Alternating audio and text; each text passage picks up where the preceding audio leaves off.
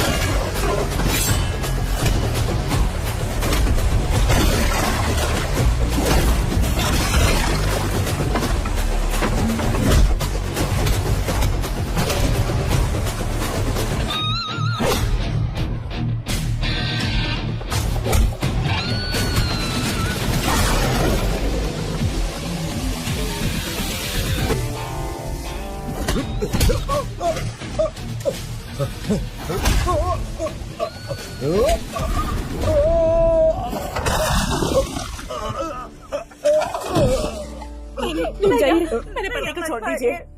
कम से कम इन लड़कियों के बारे में ही सोचिए प्लीज। बहन, आप लोग जैसा सोच रही हो मैं वैसा आदमी नहीं हूँ। एनआईए ने शंकर वासुदेव और उसके ग्रुप को कस्टडी में ले लिया। अब वो कभी भी बाहर की जिंदगी नहीं देख पाएंगे।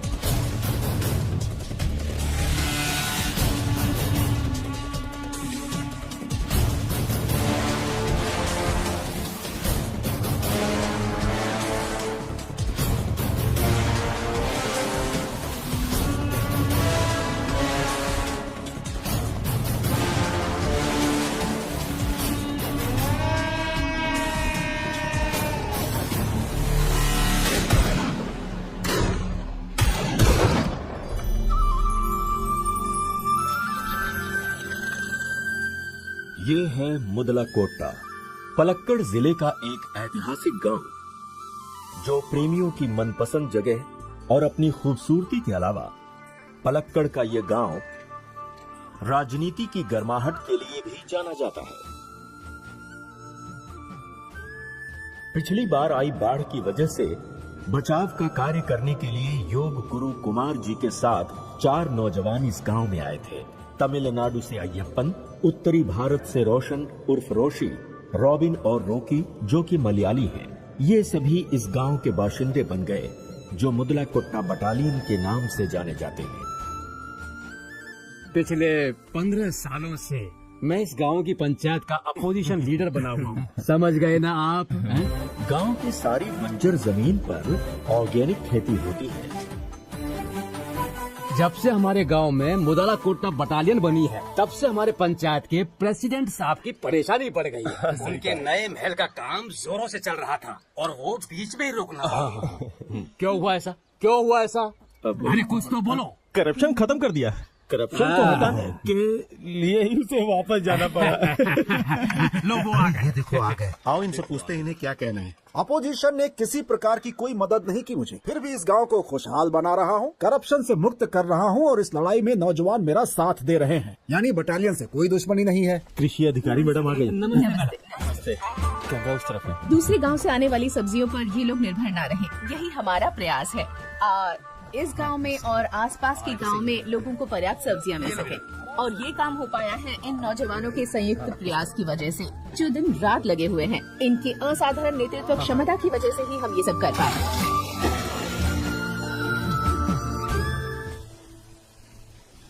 सरकारी योजना के तहत कृषि अयोग्य जमीनों को हासिल कर उन्हें खेती योग्य बनाने की चर्चा करने हेतु अधिकारी गांव में पहुंचे। हमारे लिस्ट की ये सबसे बड़ी जमीन है मैडम। मैडम ये प्रॉपर्टी ये पूरी जमीन लगभग 18.5 एकड़ है, और ये सारी जमीन एडाथला मथाई के नाम पर है। 2 साल पहले हमने खेती करने की कोशिश की, लेकिन कर नहीं पाए। इस बार होगा आरडीओ, क्योंकि इस बार हमारी सरकार है। नरक होगा नरक। एडाथला मथाई इस समय शहर गया हुआ है। ऑर्डर रिवाइज करके ही लौटेगा वो। ये सच है मैडम, उनकी पहुंच बहुत ऊपर तक है। ये देखिए सर। Will see. हम खुद जाकर मिस्टर मथाई से मिलेंगे। सर मथाई जी। अरे मथाई साहब आइए, बैठिए बैठिए। नमस्ते। नमस्ते। आजकल आप कहीं दिखाई ही नहीं देते। दिखाई नहीं देते? आंखों में मोतिया बिंदु हुआ है क्या मंत्री जी? अरे वो तो मैं बस ऐसे ही कह रहा था शशि जी। आपके बात सही है मंत्री जी। पार्लियामेंट इलेक्शन के लिए फंड लेके आप तो गायब ही हो गए, उसके बाद तो मैंने आपको देखा ही नहीं। अरे ऐसी बात मत कहिए मथाई जी, इस गांव की खुशहाली की वजह से ही मैं यहाँ पर टिक पाया हूँ। सुनिए, ये 18.5 एकड़ जमीन हाईवे के उत्तर में सिर्फ 1 किलोमीटर की दूरी पर है, और मैं कई सालों से कोर्ट के चक्कर लगा रहा हूँ इस जमीन को नॉन एग्रीकल्चर लैंड डिक्लेयर करने के लिए, और सबने मुझसे घूस ले रखी है, ये कह करके कि काम जल्द से जल्द हो जाएगा। अब वो जितने पैसे घूस में दिए हैं उसका पूरा हिसाब साहब ने डायरी में लिखा है। अब चाहे सीबीआई वाले हो या इनकम टैक्स वाले या ईडी वाले, ये सबसे पहले डायरी है उन्हीं लोगों की जब्त करते हैं। अब इस सारी 18.5 एकड़ जमीन में पानी भरा है, 20 साल से खेती नहीं हुई है। गांव की भलाई के लिए एक मेडिकल कॉलेज बनाना, मथाई साहब का ये सपना उन्हें मरने से पहले पूरा करना है। वहाँ पर किसी की टाउनशिप बनाने का हमारा कोई इरादा नहीं है। अब पंचायत प्रॉब्लम खड़ी कर रही है, खेती के लिए जमीन सौंपने को कह रही है। अब मथाई साहब, इसमें पंचायत का कुछ नहीं है, तो फिर? सरकार की ये नई पॉलिसी है, अब उसे बदलना थोड़ा मुश्किल होगा। अगर मैंने एक बार खेती के लिए जमीन सौंप दी, फिर जिंदगी भर कभी उसकी लेवलिंग नहीं कर पाऊंगा। देखिए, जमीन की लेवलिंग करना वैसे भी पॉलिसी के खिलाफ होगा, और मैं किसी भी हालत में ये नहीं होने दूंगा। मथाई साहब, अगर दूसरा कोई काम हो तो बेझिझक कह सकते हैं। अब मुझे असेंबली में जाना है, इजाजत दीजिए। मंत्री जी ने तो हमें अंगूठा दिखा दिया। मैंने कहा था ना यहाँ आना व्यर्थ है। हाँ चुप रहे। क्या और कोई काम है? हमें विदेश से सोना स्मगल करना है, तुम करके दोगे? ऐसे कह रहा है जैसे कोई जिन। चुनाव में फंड देने से पहले ही सोचना चाहिए था। एहसान फरामोश कहीं का। मंत्री साहब की पार्टी की खासियत यही है कि उन्हें आप जैसे बाहुबलियों का साथ और पैसा दोनों भी चाहिए, लेकिन उनके प्रयास और पॉलिसी दोनों सिर्फ गरीबों के लिए ही होते हैं। अब बस भी करो तुम शशि, ये बताओ कि आगे करना क्या है। देखिए, मुझे तो ये पहले से ही पता था। हैं? एक तरीका है सत्यशीलन। सत्यशीलन? मैं उसे पर्सनली तो नहीं जानता, लेकिन वो मेरे दूर के रिश्तेदार का रिश्तेदार है। जहाँ तक मैंने सुना है, ऐसी कोई समस्या नहीं जिसका समाधान सत्यशील के पास नहीं। सत्यशील आएगा, आपसे मिलेगा और फिर आपकी प्रॉब्लम सॉल्व करेगा।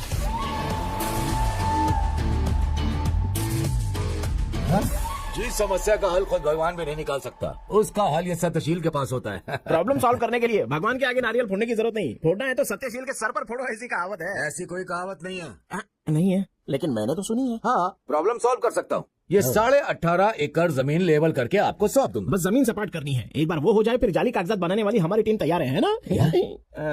अब क्या? जमीन सपाट करने जो आदमी आएगा उसे पूरा 1 साल लगेगा। उसे रहने के लिए घर देना होगा, वो जितना कैश मांगेगा देना होगा, और लीज एग्रीमेंट भी 3 साल के लिए। क्या 3 साल के लिए? पर वो किस लिए? खेती की जमीन की लेवलिंग उसी एग्रीमेंट के बलबूते होगी। किसी को कोई भी शक नहीं होना चाहिए, कागजात एकदम परफेक्ट होने चाहिए। 3 साल का लीज एग्रीमेंट तो मस्ट है। ये सब जरूरी? बिल्कुल। पंचायत का मुंह बंद करने के लिए हमें एग्रीमेंट बनाना होगा, पिछली डेट डालकर बनाना होगा ना? हाँ, एक बार जमीन सपाट हो जाएगी, एग्रीमेंट के हिसाब से वो आदमी जमीन वापस कर देगा। आप सिर्फ आदमी आदमी बोल रहे हो, ये आदमी आखिर है कौन? अरे भाई वो अपना अवतार है।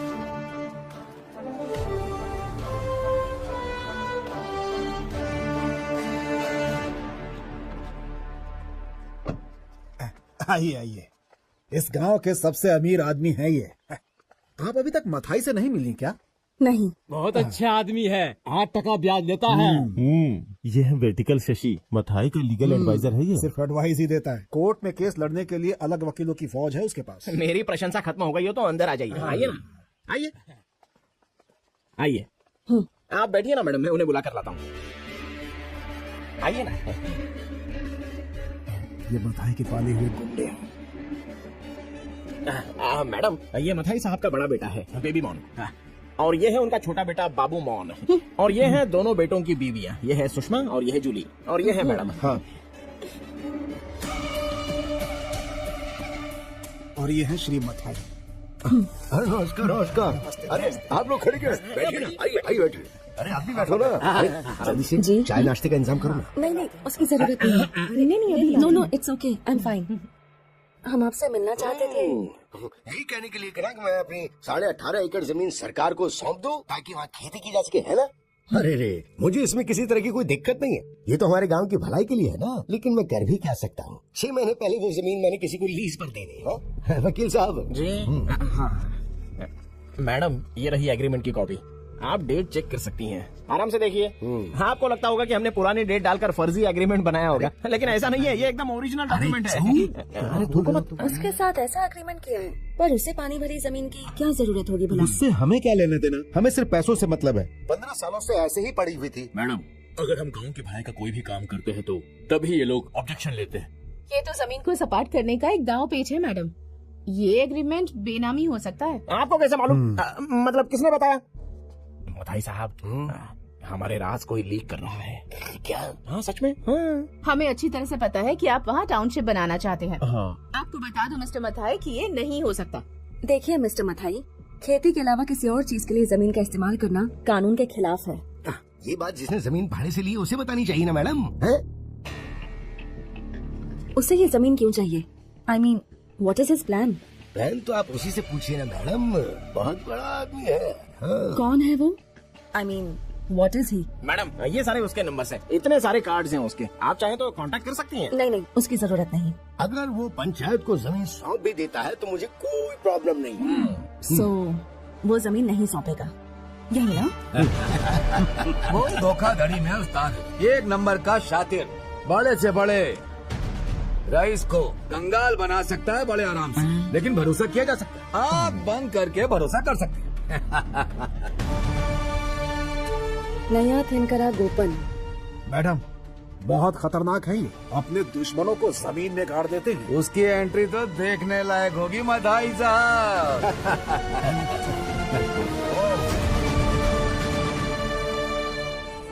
अरे मैडम आ गई।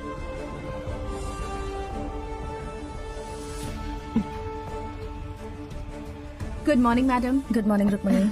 हाय। नमस्कार। नमस्ते। ये सब यहाँ क्यों रुके हुए हैं? वो क्या है, वो नया थिनकरा गोपन अभी आया नहीं है मैडम। 12 बजे मेरी दूसरी मीटिंग भी है। I have to leave by 11:30। Madam आप अंदर वेट कीजिए, हम यहीं इंतजार करते हैं। मैडम को अंदर ले जाओ। चलिए मैडम।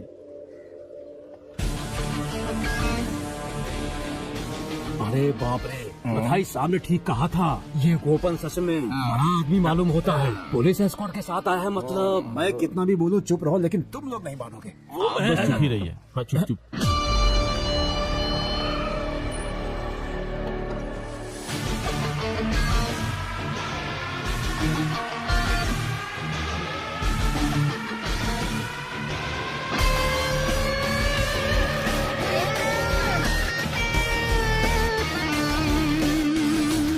यहाँ पर संगीतकार गोपन कौन है?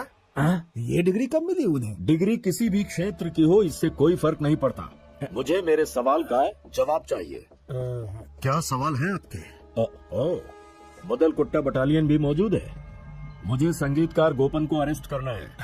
सुना क्या वकील साहब, तुमने और मथाई साहब ने मिलकर जिस आदमी को खड़ा किया था ना, लगता है वो चोर निकला। उसके यहाँ पहुँचने से पहले वारंट यहाँ आ गया। अरे वो निकल चुका है।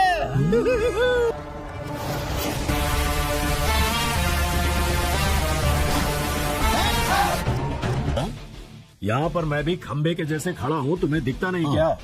मतलब खंबे की तरह जो खड़े हैं वो आप ही है। हाँ, क्यों? अब देखो गोपन, मेरी बात। सर, संगीतकार गोपन बोलिए। उससे कोई फर्क नहीं पड़ता। सर फर्क पड़ता है सर, बस उसी से फर्क पड़ता है। संगीत, संगीत कभी भी ना खत्म होने वाला समंदर। इसके बारे में कोई भी जिक्र नहीं कर सकता है। बताइए ना सर, बताइए ना क्या बात है। मुझे तुम्हें कस्टडी में लेना होगा। ओ सर, किसी मर्डर केस में क्या? नहीं। तो किडनैपिंग के केस में? नहीं। या फिर छेड़खानी के केस में? इनमें से तो कोई नहीं। चलिए फिर आप ही बता दीजिए किस केस में। तुम्हें नहीं मालूम? नहीं नहीं। तुम यहाँ लेट पहुँचे, इसकी वजह तुम्हें मालूम नहीं? इधर आइए ना। अगर रिश्वत देना चाहते हो तो आइए। सही सर, आइए सर, इस बार मुझे माफ कर दीजिए। आप तो जानते हैं मैं आदत से मजबूर हूँ। आखिर ये क्या बात हुई? आराम से, एक बार मेरी बात तो सुनिए सर, उसके बाद आप डिसाइड करिएगा कि मैंने सही किया है गलत किया। ठीक है? हाँ। तुमने क्या पहना हुआ है? डार्लिंग, वीडियो कॉल करो ना मुझे। Hi sir. क्या करना है आप तुम्हें पता है? सर, बताओ। सर मैं थोड़ा जल्दी में हूँ सर। मुझे 10 बजे पंचायत के ऑफिस में पहुंचना है सर। एक बार आप ये कागजात चेक कर लेंगे तो मैं टाइम से पहुंच जाऊंगा सर। सब कुछ क्लियर है सर? हाँ, पेपर क्लियर है या नहीं वो मैं डिसाइड करूंगा। ये यहाँ से आखिर में जाएगा। अरे अरे अरे, आपने सबसे पहले मेरी गाड़ी रोकी थी ना? हाँ, और तुम सबसे आखिर में जाओगे। चलो बाजू हटो, मैं तुम्हें बाद में फोन करता हूँ। मूड खराब कर दिया। चलो निकलो। पता नहीं कहाँ कहाँ से आते हैं यार, अभी तक एक भी लड़की नहीं आई सर। वो मैं चल निकाल यहाँ से। चलो आ जाओ। अरे वाह, लड़की आई है सर। लर्निंग है, लर्निंग लाइसेंस। Learning licence.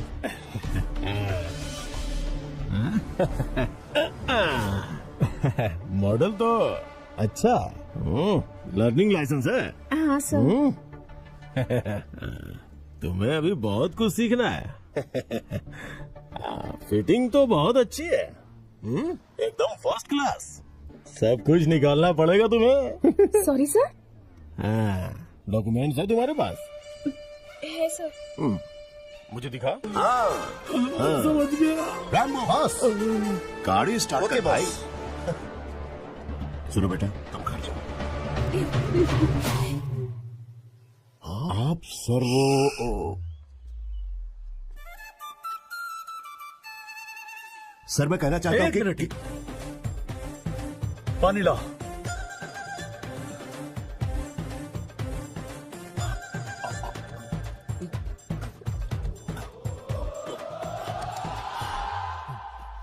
देखो, तुमने जो भी किया उसमें तुम्हारी कोई गलती नहीं, लेकिन तुम्हें कानून को अपने हाथ में नहीं लेना चाहिए। मैंने कानून को अपने हाथ में नहीं लिया सर। मैंने तो पैर पकड़ा और जमीन पे पटक दिया। ओह, तो ये बात है।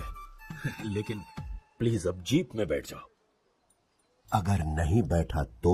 क्या कहा? अगर नहीं बैठा तो क्या होगा?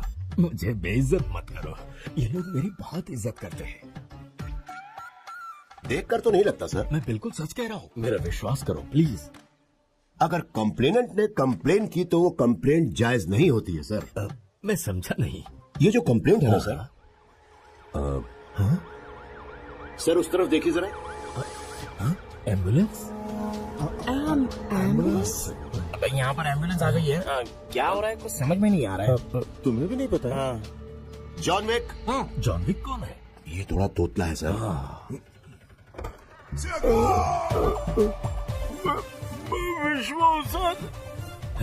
विश्व, तुम्हारी ऐसी हालत कैसे हुई? पैर फिसला और मुंह के बल गिर गया मैं। विशंभर, तुम्हारी कोई कंप्लेंट है क्या? मेरी कोई कंप्लेंट नहीं है सर। अरे साहब को जल्दी से अस्पताल ले जाओ, मर गए तो मैं जेल चला जाऊंगा। जाओ जाओ जल्दी जाओ।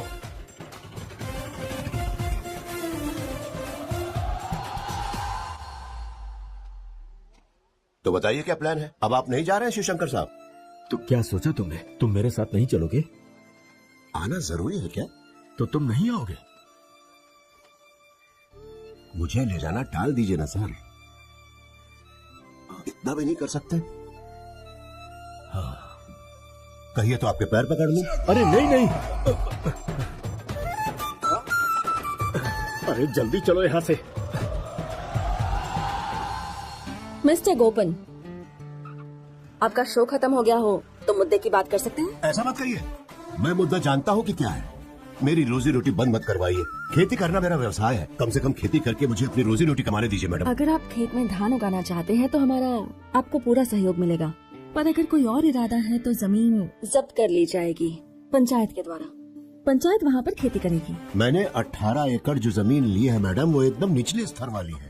कई सालों से वहाँ पर पानी जमा है, इसलिए धान की खेती नहीं हो सकी मैडम। और आज वो जिस हालत में है, वहाँ अच्छे किस्म का धान उगाया जा सकता है मैडम। और वो चावल पानी में ही उगता है, और ये बात तो आप भी अच्छी तरह से जानते हैं मैडम, है ना? लेकिन एग्रीमेंट के हिसाब से मैंने जो रकम मथाई को दी है, उस रकम से चावल की खेती करना बहुत ही मुश्किल होगा, समझ लीजिए नामुमकिन है। हमें हालात को देखकर खेती करनी होगी, तभी तो फसल अच्छी होगी और मुनाफा भी अच्छा होगा। सही कहा ना मैडम मैंने? इनका चेहरा देखकर लग रहा है सब कुछ जानती हैं, तभी तो ये एग्रीकल्चर ऑफिसर हैं, सब कुछ समझती हैं। सुखमनी, मुझे आपसे प्रोफेशनल एथिक्स सीखने की कोई जरूरत नहीं है। I'll do what I'm supposed to do. Then I will do that I don't want to do. तो भाइयों, मैडम यहाँ से नाराज होकर चली गई। मैं एक बार उनसे फिर से मिल लूंगा। मैं यहीं पे रहने वाला हूँ, कहीं नहीं जाऊंगा। किसी को कोई शंका हो तो आके मुझसे मिल सकता है। Okay okay. ये सब क्या है? बुलाया, सही कहा ना मैंने। 18.5 एकड़ जमीन लेवल करने के लिए। ओहो, हाँ, तो तुम लोगों को पता चल गया। Intelligent guys. तुम और तुम्हारा संगीत भूषण अपनी धमकियां और ड्रामेबाजी छोड़ो, यहाँ ये सब नहीं चलेगा। ये अलग जगह है, संभल के रहना। इस गांव में क्या होगा और क्या नहीं होगा, ये हम तय करते हैं, और कोई नहीं। हमारी मर्जी के बगैर यहाँ पत्ता भी नहीं हिलेगा। सच में आप लोग इनकी परमिशन लेके गिरते हैं क्या? हाँ? अरे ये तो बिना परमिशन के नीचे गिर गया। हाँ? अरे देखो ना।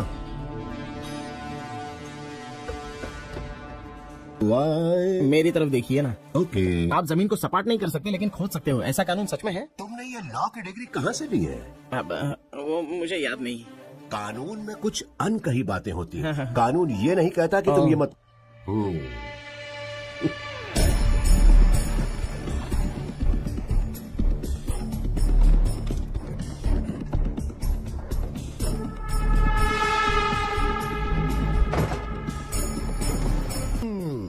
तुम्हारे आते ही गांव में हलचल बढ़ गई और यहाँ के लोगों की हवा निकल गई। वो सब थोड़े घबराए हुए। वाह, हमें पसंद आए तुम। हमारे बॉस मेहमानों की अच्छी खातिरदारी करते। आप पीते हो क्या? रेगुलर तो नहीं, हफ्ते में बस समझ लो 3 दिन नहीं 7 दिन। कभी कभार। लेकिन मैं सिर्फ सूर्यास्त के बाद ही पीता हूँ, और वही खाना खाता हूँ जो मैं अपने हाथों से बनाता हूँ, और तभी मैं गाना भी गाता हूँ। मैं समझ गया। हरी मुरली रवम। ये गाना बहुत लंबा है, यहाँ मत गाना। अच्छा। घर के पीछे वाले तालाब में डुबकी लगाने के बाद जिस घर में आपने मेरे रहने का इंतजाम किया है, वहाँ पर एक रंगारंग कार्यक्रम होगा, जरूर आइएगा। सुनो, हाँ, मुझे ये बताओ कि तुम्हें कैसे पता कि उस हाउस के पीछे एक तालाब है? परमेश्वर संसार चलाते। सॉरी, अगर उनके सच्चे दिल और श्रद्धा से पूजा की जाए तो जितने भी तालाब हैं वो सब आंखों के सामने आ जाते हैं। ये आदमी थोड़ा रहस्यमय मालूम होता है। हर इंसान को थोड़ा रहस्यमय होना ही चाहिए। रैम्बो, बस गाड़ी स्टार्ट करो। Okay boss.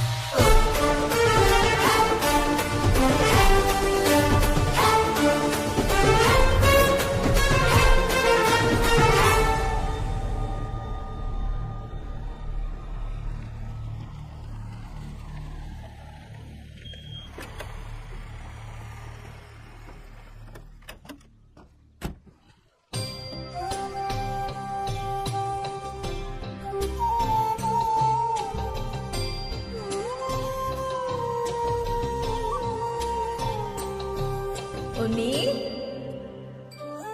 आ गए तुम? ये आवाज तो मेरी सुनी से लग रही है। शायद मेरा वहम हो। रैम्बो,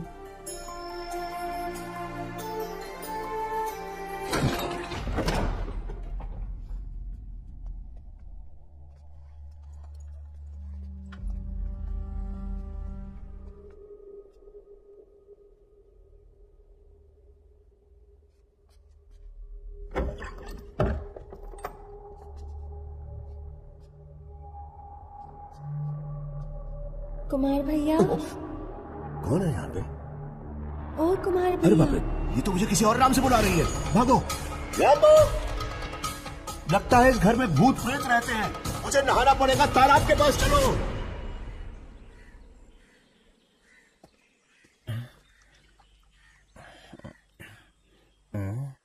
अरे तुम लोग ऐसे तालाब में क्या देख रहे हो? वो बाहर नहीं आ रहे। बाहर नहीं आ रहे? कौन? बॉस नहाने के लिए अंदर गए हैं। हमेशा ऐसे ही करते हैं, पानी में घुसते हैं, थोड़ा फुटेज खाते हैं, फिर निकलते हैं। उनकी स्टाइल है। ये फुटेज थोड़ा ज्यादा नहीं लगता? काफी समय बीत गया है, मरवर तो नहीं गए ना? फायर ब्रिगेड को बुलाता हूँ।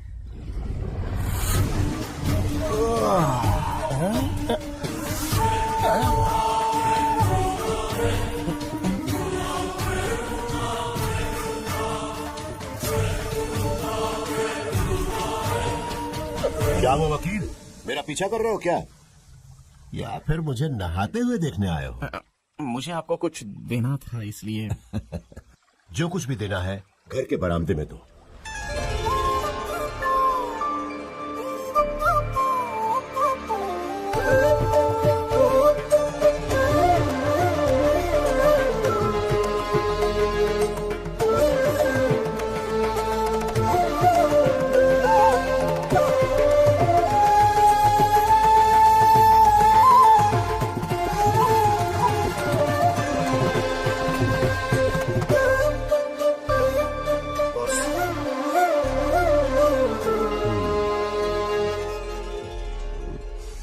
जो भी बोलना है बोलो, क्योंकि अगर मैं शुरू हो गया तो फिर किसी की नहीं सुनूंगा।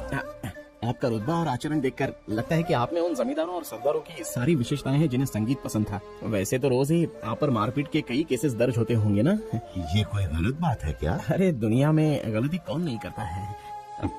आपको मुझे अपना पर्सनल वकील रखना चाहिए, मैं अच्छी पैरवी कर सकता हूँ। पैरवी तो कर लोगे, लेकिन केस नहीं जीत पाओगे। मेरे पास दिल्ली के वकील हैं जो मेरे लिए केस जीतते हैं। वो तो सेंटर में है ना, मैं यहाँ सब कुछ हैंडल कर लूंगा। जरूरत नहीं है। एक बात पूछूं आपसे, आप सच में यहाँ पर जमीन लेवल करवाने के लिए आए हैं?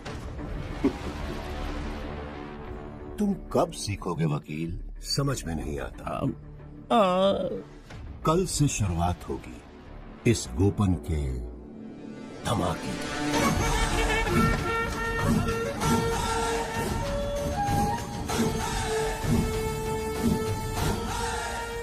6 फीट चौड़ा होगा और 6 फीट गहरा, फिर उसमें 6 फीट गैप होगा। खुदाई में जो भी रेत निकलेगी उसका इस्तेमाल होगा गैप भरने में। इससे उसकी ऊंचाई बढ़ जाएगी। तो समझ गए ना? समझ गया। हाँ बॉस, वो दामोदर जैसी भी अंदर नहीं लाने दे रहा है, उसकी जमीन से रास्ता गुजरता है। ज्योति ने कहा था बहुत सारी बाधाएं आएंगी और बाधाओं ने आना शुरू कर दिया है। जेसीबी को फौरन रोक दो, आदमी काम करेंगे, बाकी सब कुछ तुम संभाल लो ना। जाके और आदमियों को ले आओ और काम शुरू कर दो। जाओ जाओ।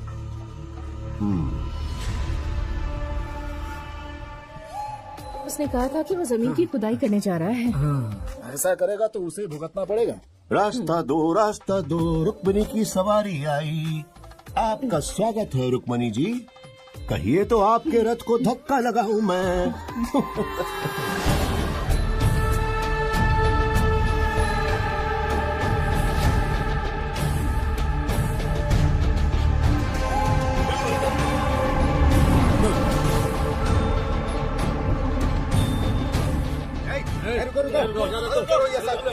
इस खेत में कोई काम नहीं होगा, चलो निकलो।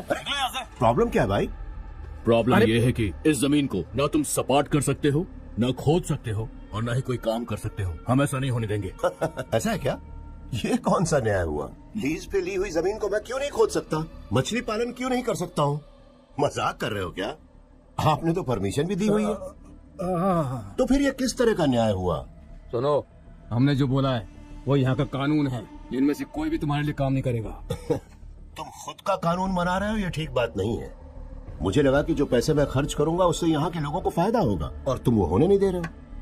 रैम्बो बॉस वो आ गए।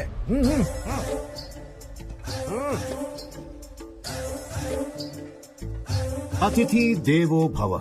ईमानदार और बहुत ही कुशल मजदूर हैं ये लोग। बंगाल की भूमि से आए हैं ये। बंगाल की भूमि से? वो कहाँ है? बंगाल में है भाई। अरे भाई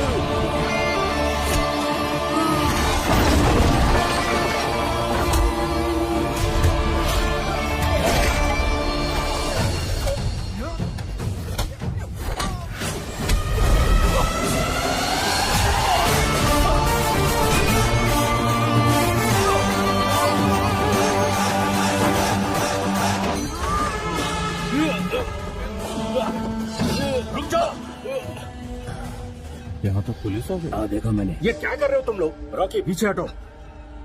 अय्यप्पन उसे नीचे रखो। सर, फिल्म खत्म होने से पहले कैसे आ गए? समझ नहीं। सर बेवकूफो, मेरी बात कान खोल कर सुन लो। मेरा नाम संगीत सम्राट गोपन है। मैं संगीत सम्राट त्यागराज का शिष्य भी हूँ, और वो फाइट मास्टर में रह चुके हैं। अगर वो फाइट करने वाला शिष्य बाहर आ गया तो फिर मैं गाना गाते हुए तुम लोगों की ठुकाई करूंगा। फिर तुम लोग खुद को भी नहीं पहचान पाओगे, समझ गए ना? और यहाँ इतनी लाशें गिरेंगी कि हॉस्पिटल खोलना पड़ जाएगा, समझे? और जिसको समझ में नहीं आया वो मेरा सामना करके देखे। बड़े हैं काम रोकने वाले।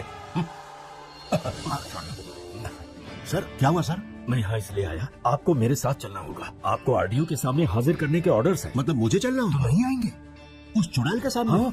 मतलब उन्होंने अपनी दादागिरी दिखानी शुरू कर दी। ठीक है, चलिए चलता हूँ। आरडीओ बहुत गुस्से में है। वो औरत आरडीओ नहीं है सर, आरडीएक्स है। वो किसी दवा का नाम नहीं है। सॉरी, हम पहुंच वो गए। इंसान नहीं है सर। आरडीओ के लिए मेरे दिल में बहुत रिस्पेक्ट है, लेकिन वो इंसान नहीं है, राक्षसी है, राक्षसी।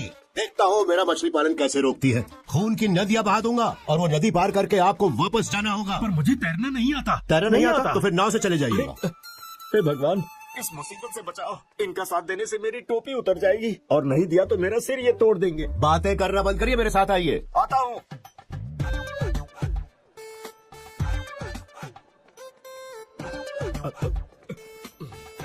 अरे अरे कहाँ जा रहे हो? हैं? मैडम बिजी है, यहीं पे रुको। रुक जाओ, हो ही नहीं सकता। जाके बोलो उनसे, संगीतकार गोपन आए हैं और वो बहुत ज्यादा गुस्से में। जाकर बोलो उनसे, अगर उनका ज्वालामुखी फूटा तो सब जल के राख हो जाएंगे। कहाँ है वो आदमी? अरे वो आदमी मैं हूँ। ये है वो आदमी। हाँ, अरे बाप रे। जाके बोलो उन्हें, जाओ। अरे सुनिए गोपन, पेशेंस रखिए। इतना ज्यादा गुस्सा अच्छा नहीं ये होता। जाकर उससे बोलिए जिससे मुझे बुलाया है यहाँ अरे पर। थोड़ा ठंड रखिए। क्या हुआ? मैडम बुला रही है। हाँ हाँ चलो। सुनिए, अगर अंदर कोई सीन हो जाए तो आप बौखलाना नहीं, बिल्कुल मत डरना। आ जाओ मेरे साथ। अरे लेकिन मेरी बात मुझे सुनो, माफी दे दीजिए महारानी जी, मुझे माफी दे दीजिए। मैं बहुत सदाचारी हूँ, ये तो आप जानती ही है ना। उस जमीन के लिए मैंने बहुत पैसे खर्च किए हैं और मोटा ब्याज भी भर रहा हूँ। अगर मछली पालन का काम नहीं शुरू हुआ ना तो सच कह रहा हूँ, मैं सुसाइड कर लूंगा मैडम, और मेरी मौत की जिम्मेदार आप ही होंगी मैडम। और इंडिया के किसानों की लिस्ट में मेरा नाम भी ऐड हो जाएगा, आप देख लेना मैडम। सर का नाम भी ऐड होगा। मेरा नाम क्यों? मैडम का नहीं काफी होगा, है कोई ना? बात नहीं। लिखो अपना नाम, लेकिन आत्महत्या करनी पड़ेगी, हाँ? क्योंकि फिश फार्मिंग तो वहाँ नहीं हो सकती। ये देखो, कलेक्टर का स्टे ऑर्डर है, और तो और 2 क्रिमिनल केसेस भी चलने वाले ये हैं। क्या हुआ? एक एग्रीकल्चरल लैंड में तालाब खोदने की कोशिश, और दूसरा गांव वालों के साथ गुंडागर्दी करने की कोशिश। मेरी छोटी छोटी मछलियों का क्या होगा? वो तो शहर से आने के लिए निकल भी चुकी हैं। उन्हें तैरने के लिए तालाब नहीं मिला तो वो मर जाएंगी मैडम। और इतनी सारी मौतों का दुख मैं बर्दाश्त नहीं कर पाऊंगा मैडम। नहीं हो सकता मैडम, मैं नहीं कर पाऊंगा, मुझे माफ कर दीजिए। पैसे और पहचान के बलबूते पर अगर ऊपर से कोई ऑर्डर लेकर आना चाहते हो तो उसका कोई फायदा नहीं। रहने दो, क्योंकि इस मैटर में ना तो कोई कोर्ट मदद करेगा ना कोई गवर्नमेंट। मैडम कुछ तो दया दिखाइए मुझ पर। नहीं मैडम मैं आपका अपना भाई हूँ, आपका पड़ोसी हूँ, आपका लवर हूँ, आपका शौहर हूँ, लेकिन फिर भी आप नफरत करती हैं मुझसे। ऐसा मत करिए मैडम। मैं भी यही सोच रहा था। मैं आपको कुछ दे सकता हूँ? What the hell? Just clear out. Officer, madam take him away. सुनिए गोपन, ओह, निकलो यहाँ से। नौकरशाही की दादागिरी, ये तो हद से ज्यादा ही हो रहा है। भारत छोड़ो आंदोलन, नहीं। नौकरशाही के खिलाफ आंदोलन। हाँ बहुत बढ़िया। Officer, मैडम अब हम लोग चले यहाँ से क्या Gopan? Madam just clear out, I said. भड़क गई, संगीतकार गोपन पर भड़क गई। अरे मैंने संगीत सीखा है, संगीत सिखाया भी है, लेकिन सबक नहीं सीखा। पर सबक सिखाना आता है मुझे, और खेत सपाट करना भी आता है। मैं आपको सबक सिखा के रहूंगा और खेत भी सपाट करूंगा। चलो चलिए रे भाई, चलो आइए। चलो। मैडम माफी चाहता हूँ, सॉरी मैडम। एक तरफ ये आरडीओ और दूसरी तरफ वो जंगली बिल्लियां। मतलब अब जंग होनी निश्चित है। पर मैंने सुना है आपके पहुंच ऊपर तक है। ऊपर तक ही नहीं, नीचे तक भी बहुत है, तुम देखना। प्लीज मेरा ट्रांसफर कहीं दूर करवा दीजिए, मुझे शांति से जिंदगी बितानी है। यहाँ जंग होने वाली है और तुम्हें शांति चाहिए? वीडियो शूट करके व्हाट्सएप पे भेज देना, मैं कहीं और बैठ के देख संगीतकार गोपन, क्या सुनो ना मेरी हुआ? बात। अगर मैं तुमसे कुछ कहता हूँ तो करोगे क्या? फालतू की बात नहीं हुई तो करूंगा। ये फालतू बात नहीं है, बढ़िया आइडिया है। मुदल कोट्टा बटालियन का एक मेंटोर है, पता है वो कौन है? नहीं। वो जिसने इन चारों को अपनी पनाह में रखा था जब बाढ़ आई थी बचाव राहत कार्य के लिए। वो कोई और नहीं, कुमार जी हैं। कुमार जी? हाँ कुमार जी, गांधीवाद को मानने वाले और योगा गुरु। गांव वाले कुमार जी को देखते ही झुक झुक कर प्रणाम करते हैं। कुमार जी पर भरोसा करके तुम्हारे लिए हर चीज आसान हो जाएगी। और एक बात बताऊं तुम्हें, ये मैडम भी कुमार जी की बात मानती हैं, पिता मानती हैं उन्हें। वो जो एग्रीकल्चर ऑफिसर है ना रुक्मिणी, तुम उसे पकड़ो, कुमार जी के आश्रम में वो ले जाएगी। कुमार जी,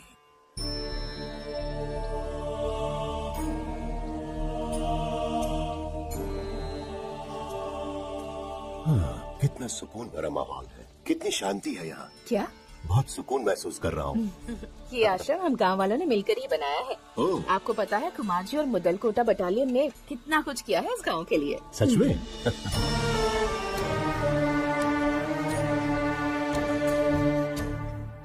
जहाँ सर होना चाहिए वहाँ इनके पाँव कैसे?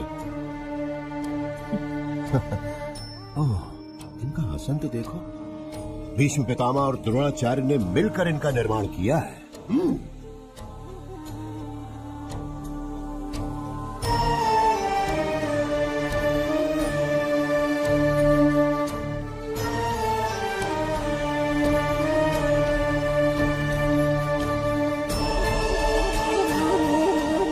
ऊपर उठ रहे हैं। अरे वो ऊपर उठ रहे हैं। क्या? उन्हें ऊपर उठता देखना कहीं मेरा भ्रम तो नहीं है? उन्हें अद्भुत सिद्धियाँ प्राप्त हैं। अद्भुत सिद्धियाँ प्राप्त है उन्हें। ओह, चमत्कार तो ऐसा है? हाँ? मतलब ये जादूगर है।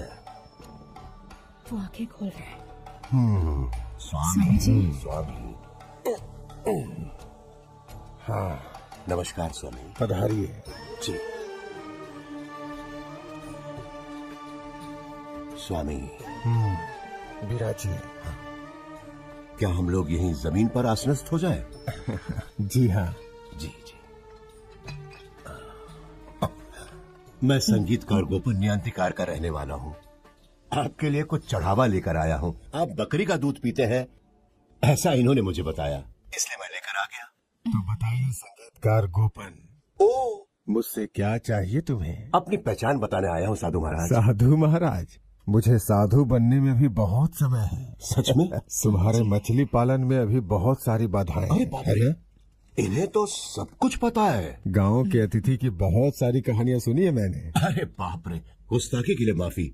यहाँ मैं झगड़ा लड़ाई करने के लिए नहीं आया हूँ, रोजी रोटी कमाने आया हूँ। आप जो राक्षसों की सेना सॉरी, मतलब आपके जो शिष्यों की सेना है उन्होंने मुझसे दुश्मनी कर ली है, और ऊपर से वो राक्षसी सॉरी वो आरडीओ, वो बहुत ही अड़ियल है। मैं जानता हूँ आप दोनों के बीच पिता पुत्री का रिश्ता है। स्वामी मेरी रक्षा कीजिए, मैं तो यहाँ रोटी कमाने के लिए आया हूँ। सही रास्ते पे चलोगे तो कोई बाधा नहीं आएगी। अगर इरादा सही है तो सब मदद करेंगे। गांव के लोग बहुत सीधे साधे हैं। यहाँ किसी के मन में किसी के प्रति द्वेष नहीं है, तुम्हें ये समझना होगा। हाँ, मुझसे भी गलतियां हुई हैं, मुझे माफ कर दीजिए। क्या मैं आपके पैर छू सकता हूँ स्वामी? क्या वो?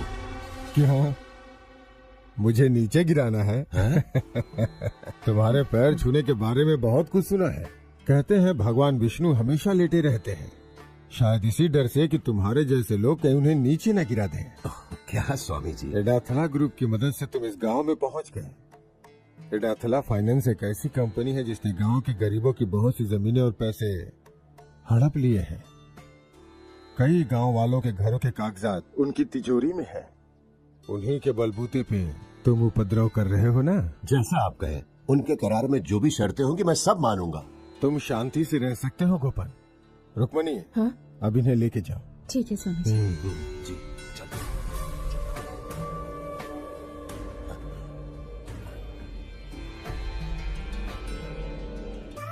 सिस्टर, हाँ? ये सभी लोग कहाँ जा रहे हैं? हमारे प्यारे बालाटन जी गुजर गए हैं क्या? अरे नहीं नहीं नहीं नहीं, सब जब्त कर रहे हैं। एडाथला ग्रुप से आए हैं। जब्ती? एडाथला ग्रुप, वालेटन वालेटन वालेटन।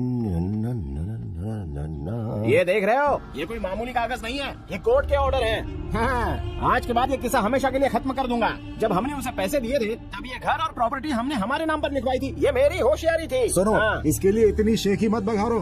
हर लोन देने वाला यही करता है। तो वैसे ही समझो, कानूनन अब इस प्रॉपर्टी पर एडाथला का मालिकाना हक है। इस प्रॉपर्टी के 3 गुना पैसे बनते हैं उन पर हमारे। असल और ब्याज मिला के वो तो अलग से बनेंगे। हम पिछले 2 साल से उन्हें घर खाली करने के लिए बोल रहे हैं, लेकिन उन्होंने नहीं सुना। मैं अच्छी तरह से जानता हूँ ये जब्ती कभी भी पारदर्शी प्रक्रिया नहीं होती। तो फिर पारदर्शिता से उन्हें घर खाली करने को सीधे बोल दो। हमें थोड़ा सा और टाइम दे दीजिए। हमने मुख्यमंत्री और वेलफेयर फंड के पास अपनी पिटीशन भेजी है। देखो वकील, हम ये मैटर सेटल कर लेंगे, लेकिन बटालियन के लड़कों को यहाँ मत आने दो।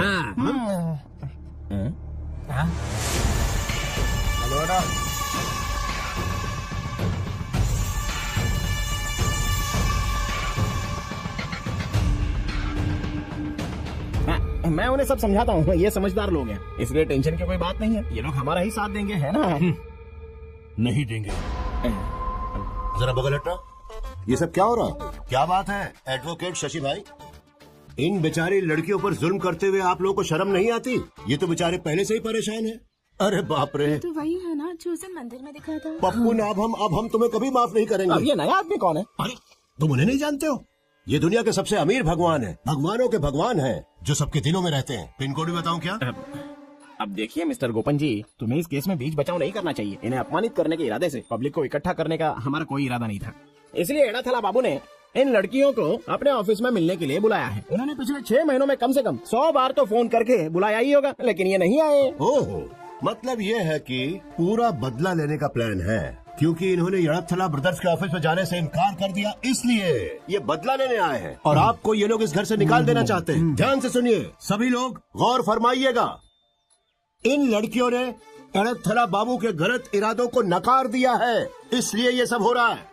वकील साहब, अगला सेक्शन यहाँ कब लगेगा? देखिए गोपन जी, गैर जरूरी बात मत करो। हाँ, गैर जरूरी चीजों को तुमने जरूरी कहकर मांगा था, वो तो सारी चीजें फेल हो गई। अब क्या करोगे तुम, ये जरा सोचो। तबलची बालाटन जी के पीछे कोई खड़ा नहीं होने वाला, ये मैं जानता हूँ, लेकिन मैं रहूंगा। संगीतकार गोपन खड़ा रहेगा। मिस्टर संगीतकार, आप तो यहाँ पर मछली पालन करने आए थे ना, तो हमारी कार्रवाई में टांग क्यों उड़ा रहे हो? तबलची बालाटन जी एक महान कलाकार है। अगर वो अपनी बेटियों के साथ सड़क पर आने वाले हैं, तो मेरे जैसा संगीतकार ये सब कैसे देख सकता है? मैं ऐसा नहीं होने दूंगा। दत्ता सिंह को पता चला तो फिर क्या होगा? वो कौन है? ये सुदास दासतन दासतन, उन्हें पता चला तो बहुत बुरा होगा। अरे चलो मेरे साथ संगीतकार जी, प्लीज चलिए। नहीं चलूंगा मैं। हाँ, अरे भाई कहाँ ले जा रहे हो मुझे? आइए आइए। सुनिए, ये भी एड़ा थला ग्रुप का ही काम है, हमें सपोर्ट कीजिए, बीच में टांग अड़ाकर गड़बड़ मत कीजिए। अरे सुनो भाइयों, ये मुझसे सौदा कर रहे हैं, सौदा कर रहे हैं। ऐसा कोई नहीं जो मुझे खरीद सके, ऐसा कोई स्टैम्प भी नहीं बना है। मैं यहाँ किसी के हाथों बिक जाऊँ ऐसा कभी नहीं हो सकता।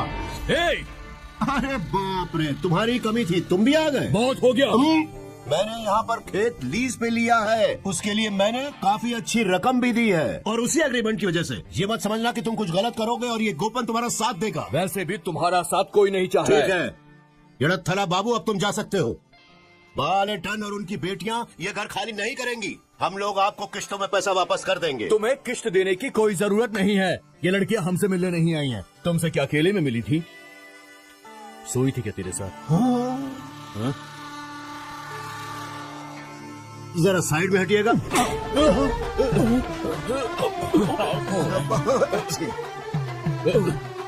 क्या पंच मारा है? शुक्र मनाओ कि उसने तुम्हारे पैर नहीं छुए। इनके बारे में तुम जानना चाहते हो ना? ये मेरी बहनें हैं और बालाटन जी मेरे गुरु हैं। मेरे मुंह बोले गुरु। हमारा द्रोणाचार्य और एकलव्य जैसा नाता है। एकलव्य ने तो सिर्फ अपना अंगूठा काट के दिया था, इनके लिए तो मैं अपनी पांचों उंगलियां कटवा सकता हूँ। बड़े आए हैं। ओ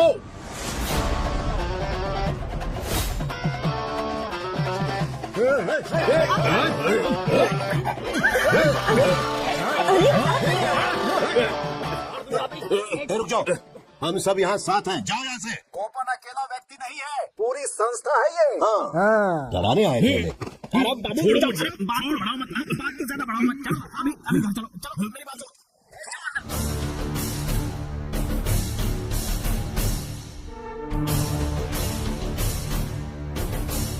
सुनिए सुनिए, क्या कर रहे हो आप? मैं आपको जाने नहीं दूंगा। आवाज करेगा तो मार डालूंगा। देखिए, चाहो तो इसे मेरा डाइंग कन्फेशन समझ लीजिए।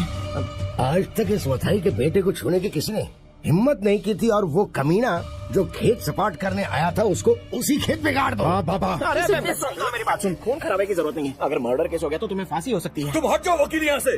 अरे बाबा मुझे बोलने तो दो, ये सब चाल है। ये गोपन का एक अच्छा खासा मास्टर स्ट्रोक है। जमीन सपाट करने के लिए उसे गांव वालों का और बटालियन का सपोर्ट चाहिए, इसलिए उसने जानबूझकर हमें अपना दुश्मन बनाया है। दुश्मन का दुश्मन तो दोस्त होता है, आई बात समझ में? जब तक वो मैदान में है अपने घोड़ों को लगाम डालो। मेरे बेटे को चांटा मारना उसका मास्टर स्ट्रोक था। अगर बाबू को चाटा मारता तो क्या हमारी 18.5 एकड़ जमीन लेवल हो जाएगी क्या? आप इसकी बात मत सुनो पापा। जैसा तुमने बोला, अगर ये उसकी चाल थी तो मैं उसे माफ करूंगा, वरना इस जमीन से उठने से पहले मैं उसे दुनिया से उठा दूंगा, और ये मेरा वादा है। उसे खत्म करना तो ठीक है, लेकिन अपने पैर और मुंह का ख्याल रखिएगा। उसका इन दोनों पर विशेष प्रेम है। ये बालेटन क्या लगता है आपको कौन होगा? कौन है? हाँ, ये देवराज मास्टर जी या आर के शेखर मास्टर जी से पूछना पड़ेगा कि ये कौन है, या फिर जॉनसन मास्टर जी या रविंद्र मास्टर जी से पूछना पड़ेगा। अच्छा, इनमें से कोई भी जिंदा नहीं है ना? हाँ, तो फिर आप उनसे पूछेंगे कैसे? सवाल ये है कि आप उनसे पूछेंगे कैसे? लेकिन सवाल तो आपने पूछा था ना। दरअसल बात यह है कि कभी कभी मैं अपने आप से ऐसे बेकार के सवाल पूछता रहता हूँ और उसके जवाब भी मैं देता हूँ। बालेटन जी का एक बहुत ही बड़ा इतिहास है। मुझे जहाँ तक याद है कि दिलीप जी के बारे में। इसमें खामोखा दिलीप को मत घसीटो गोपन, मैं दिलीप का फैन हूँ। अरे वो वाले दिलीप नहीं, ये वाले दिलीप। अरे मैं AR रहमान वाले दिलीप जी की बात कर रहा हूँ। दिलीप नाम की एक फिल्म में उन्होंने अपना संगीत दिया, ये मैं जानता हूँ, और उसमें बालेटन जी ने तबला बजाया था। वो योद्धा है। क्या बात है, झूम के नाचो। बालेटन जी की इस हालत को AR रहमान को बताना होगा, शायद उनसे कोई मदद मिल जाए और बालेटन जी की हालत ठीक हो जाए। तो अब AR रहमान जी का शो यहाँ करवाना होगा। अरे क्या ये हो सकता है? क्या आप रहमान को पर्सनली जानते हैं? ए पागल लड़की, रुको। तुमने क्या पूछा मुझसे? यही ना कि AR रहमान जी को मैं पर्सनली जानता हूँ कि नहीं? एक मिनट, अभी दिखाता हूँ। रैम्बो बस।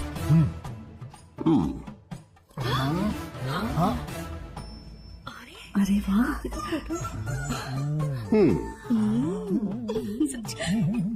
हेलो वेंकटेश, बोले सर। वहाँ पे सब कुछ ठीक है ना? हाँ सर, ठीक है सर। हाँ, मैं संगीतकार गोपन बोल रहा हूँ। पता है सर, कहिए ना।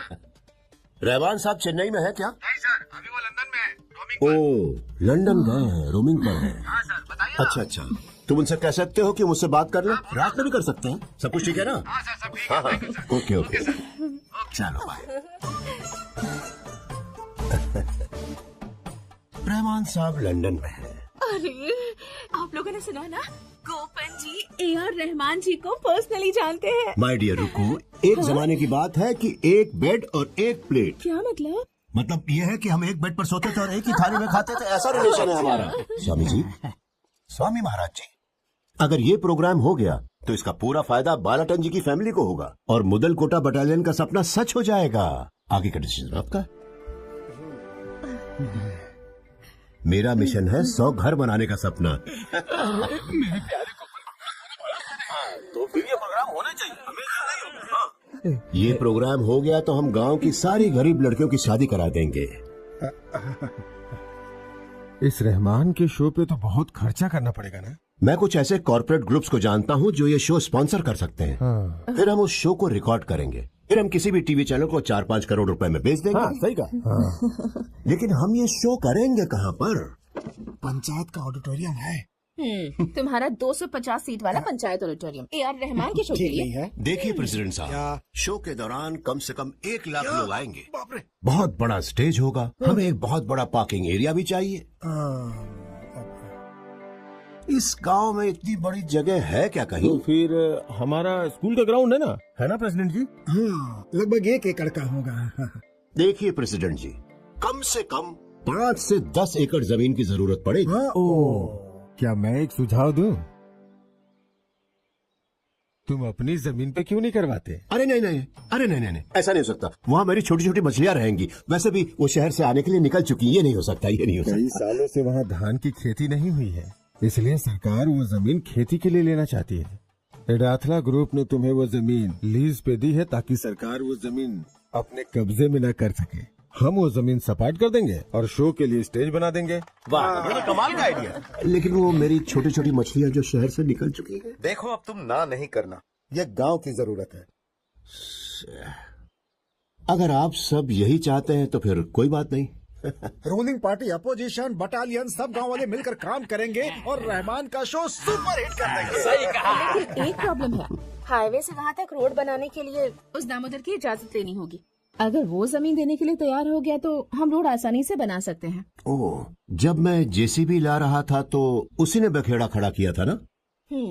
अरे ये दामोदर काफी खतरनाक आदमी है। 2 मर्डर केस चल रहे हैं उसपे। पिछले महीने एक जेल से छूट के आया है। लेकिन हम सब मिलके उससे बात कर सकते हैं। ठीक है, कोशिश करेंगे। इतना मुआवजा देंगे कि वो मना न कर पाए। अगर वो नहीं माना तो? अगर नहीं माना तो मैं उसके पैर पकड़ लूंगा।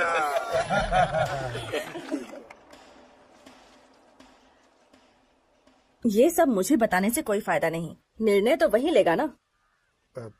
तुम उसे समझाती क्यों नहीं हो? वो मेरी बात नहीं सुनेगा प्रेसिडेंट जी। क्या हुआ? मान का क्या हुआ? ये नहीं हो सकता गोपन, हमने पूरी कोशिश कर ली। ओह, आपने वो दामोदर जी से बात की?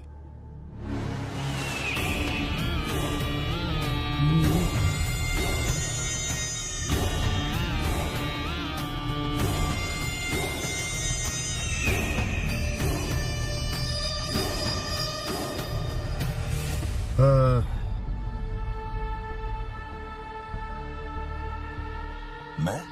तुम ही आओ। मैं? तुम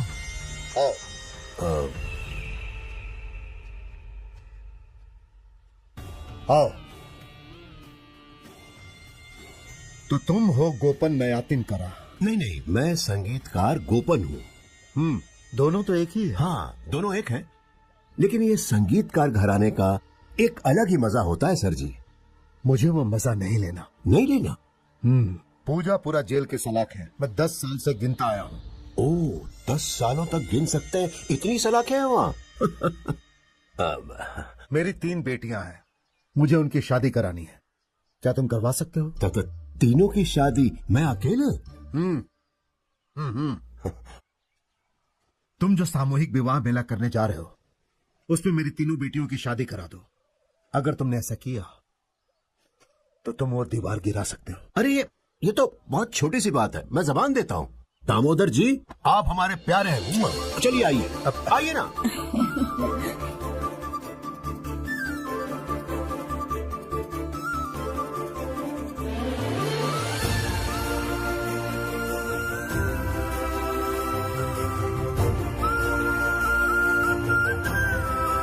दामोदर जी की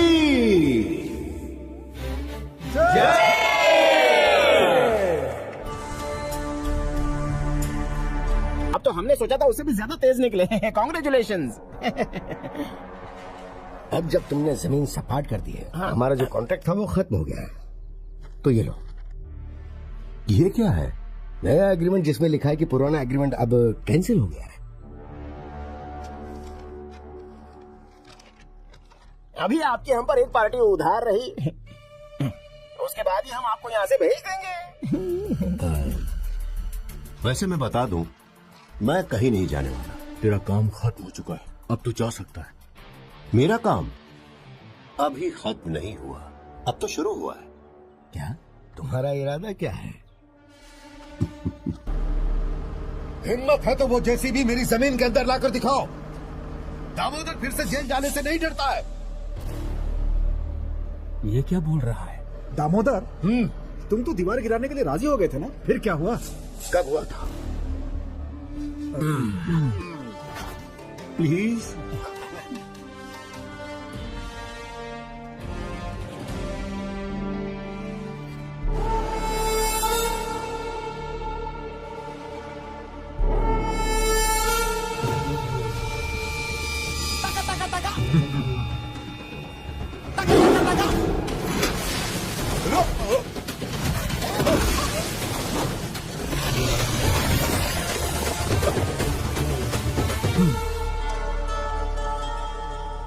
मैंने इस गांव में कदम रखा है इसकी किस्मत बदलने के लिए, और अगर उसकी किस्मत बदलने के लिए मुझे तुम जैसे खोखार जानवरों का शिकार भी करना पड़ा ना, तो भी मैं पीछे नहीं हटूंगा।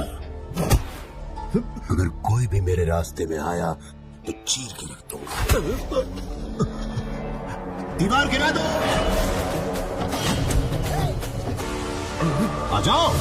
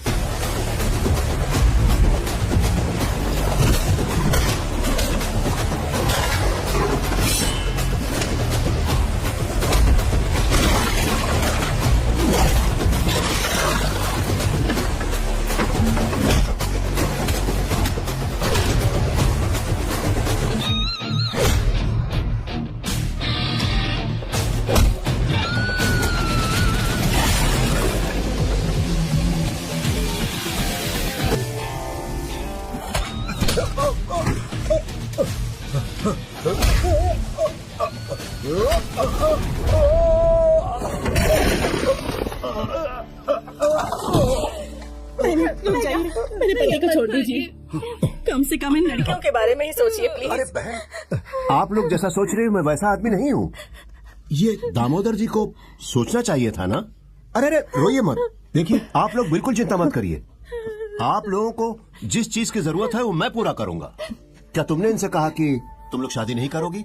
तुम लोग अपनी पढ़ाई पूरी करो, अपने पैरों पर खड़ी हो जाओ, फिर तुम्हें इसकी जरूरत पड़ेगी ही नहीं। हाँ? शादी करना ही औरतों का काम नहीं होता है, उन्हें आत्मनिर्भर होना चाहिए। उससे हमारा समाज तरक्की करेगा। तुम लोग को जो करना है तुम करो, मैं तुम्हारे साथ हूँ। ये पूरा गांव तुम्हारे साथ में, और ये बटालियन भी। अब तुम अपने बाबा को अंदर ले जाओ और अंदर जाकर थोड़ी तेल मालिश करो। चलिए उठिए। हाँ? वो आरडीओ मैडम, एसपी और सीओ साहब तुम्हें ढूंढ रहे हैं। क्या हुआ है?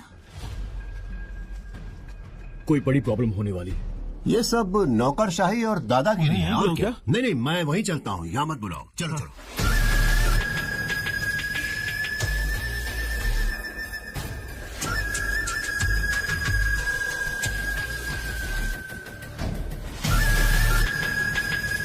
सर मैं देखूं।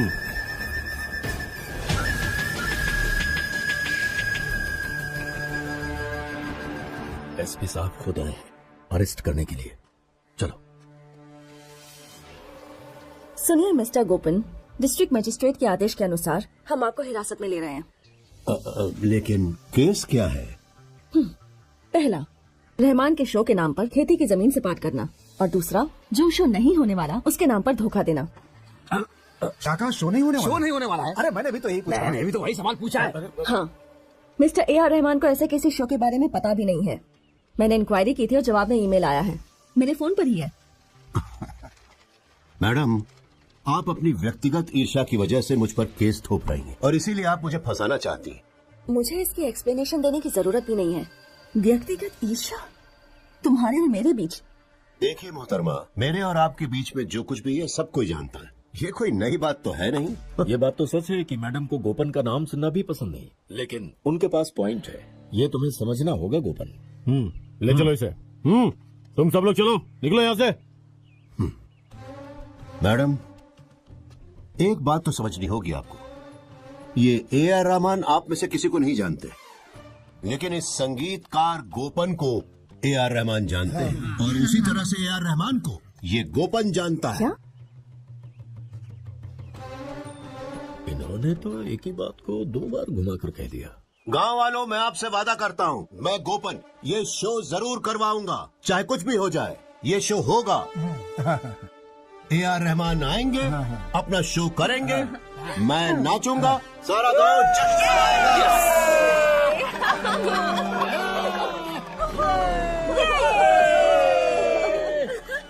और यही क्लाइमैक्स होगा। शो की तैयारियां आतिशबाजी के साथ शुरू की जाए।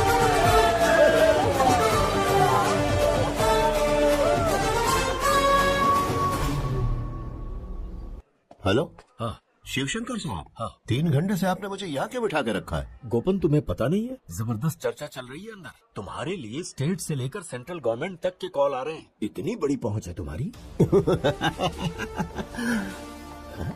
सर, एसपी साहब ने बुलाया। हाँ, मैं अंदर लेके आता हूँ। Yes sir. Okay sir, okay sir. हाँ, ये तो बहुत पेचीदा मामला बन गया। ऊपर से हमारे ऊपर बहुत प्रेशर हो गया। आखिर कौन है ये गोपन? सर, वो काफी नटोरियस है। उसे कॉम्प्रोमाइज करके किसी तरह से वापस भेजना ही ठीक होगा। नहीं, ये हम नहीं कर सकते। उसने बहुत सारे अपराध किए हैं सर। खेती की जमीन को सपाट करना, जो शो होने वाला नहीं है उसके टिकट्स बेचना, ये चीटिंग नहीं है क्या? अगर आज हमने उसे छोड़ दिया तो क्या मैसेज जाएगा? गलत मिसाल बनेगी। रियल एस्टेट माफिया जो जमीन की लेवलिंग करना चाहते हैं वो फिर से एक्टिव हो जाएंगे। So sir, we can not let go of this. वैसे सर, आपको एक्शन लेने में प्रॉब्लम क्या है? प्रॉब्लम है मैडम। देखिए, मैं आपको खुल के नहीं बता सकता हूँ, बट डीजी साहब का ऑर्डर है, इसलिए हमें उसे छोड़ना होगा। क्या मैं अंदर आ सकता हूँ सर? यस, कम इन।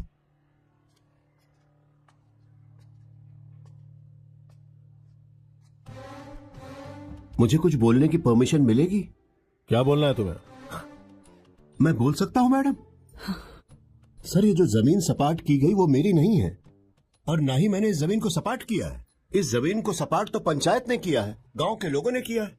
अगर केस डालना ही है तो गांव के सारे लोगों पर आपको केस डालना पड़ेगा सर। केस के बारे में लिखते लिखते इनके हाथों में छाले पड़ जाएंगे सर। नहीं सर, मैंने तो जमीन को लीज पे लिया था सर। मेरा नुकसान हुआ और मछली पालन भी चौपट हो गया। छोटी छोटी मछलियां यतीम हो गई सर।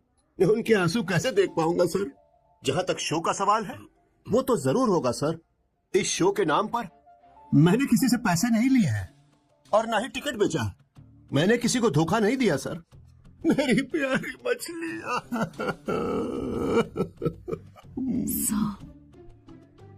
चलिए बताइए, आप मुझे किस जुर्म में गिरफ्तार करेंगे? मुझ जैसे मासूम आदमी को आप गिरफ्तार करना ही क्यों चाहते हैं? अगर कहिए तो मैं अपने वकील को बुला सर लूं। वकील दिल्ली का है, नंद गोपाल मारन। बिना उसकी मर्जी के अगर कोई उसके बराबर तौल कर भी रुपया दे दे तो भी केस नहीं लड़ता है सर वो। सही कहा ना? सही कहा, वही वकील है मेरा। Mister Gopal, you may wait outside please.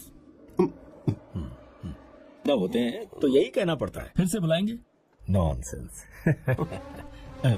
हाँ, अभी खुशी मना लो क्योंकि अभी बच गए, लेकिन आगे का रास्ता इतना आसान नहीं होने वाला। तुमने जो ये नकाब पहना है, मैं उसे उतार के रहूंगी। एक्शन तो ठीक है, लेकिन आपने ये जो डायलॉग बोला है उसमें थोड़ा और ड्रामा चाहिए मुझे भी था। ऐसा ही लगा। No, who cares? हर समय हर एक को धोखा नहीं दे सकते तुम। जो रेत निकाली है उसे वापस डालने की तैयारी कर लो। सच में? मुझे बेलचा चलाना नहीं आता, लेकिन सीख लूंगा। अगर सीख लिया तो मैं चलाऊंगा। अगर आप ये चाहती हैं तो मैं जरूर सीखूंगा। गोरी तेरा गाँव बड़ा प्यारा। काफी घमंडी औरत है, कुछ ज्यादा ही बोलती है। तुम बिल्कुल सही हो गोपन। वो क्या कहते हैं, ब्यूरो। हाँ ठीक है, कोई बात नहीं। हाँ, इसके पीछे जरूर कोई है। ऐसी बात है क्या? मैंने अरे देखा नहीं, इसके पीछे काफी लोग हैं। हम पता लगा लेंगे। मुझ में भी पुष्पराज है। अब ये पुष्पराज कौन है? डिटेक्टिव पुष्पराज। वाह, जरा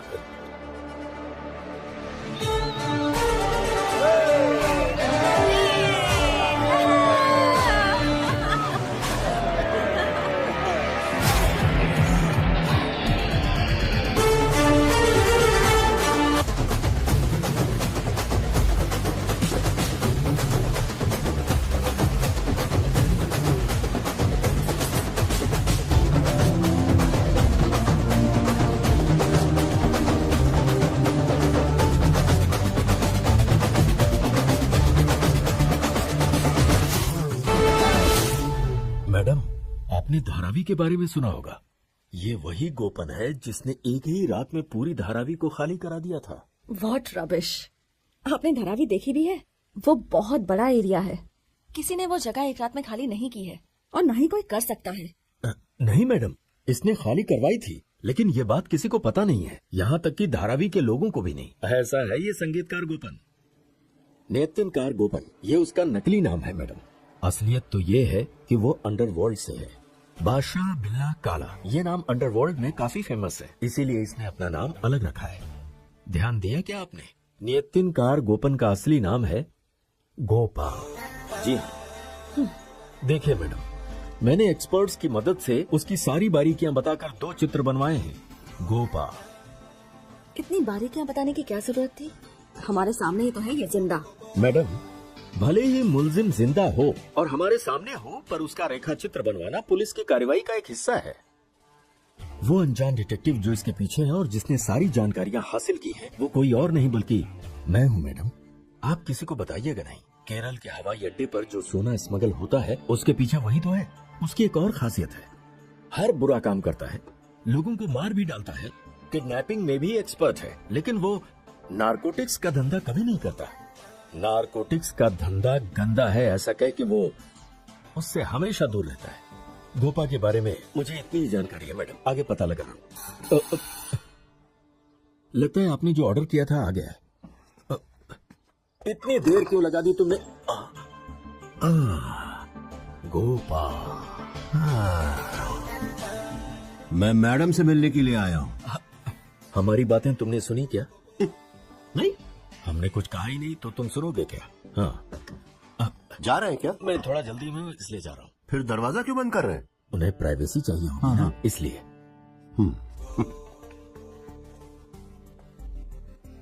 उसने आपको मेरे बारे में कौन सी झूठी कहानी बताई है, ये मैं नहीं जानता हूँ। आप पर है कि आप मेरे पर विश्वास करेंगे या नहीं।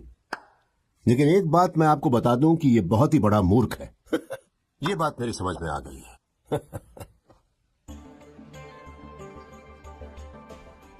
Underworld don Gopa.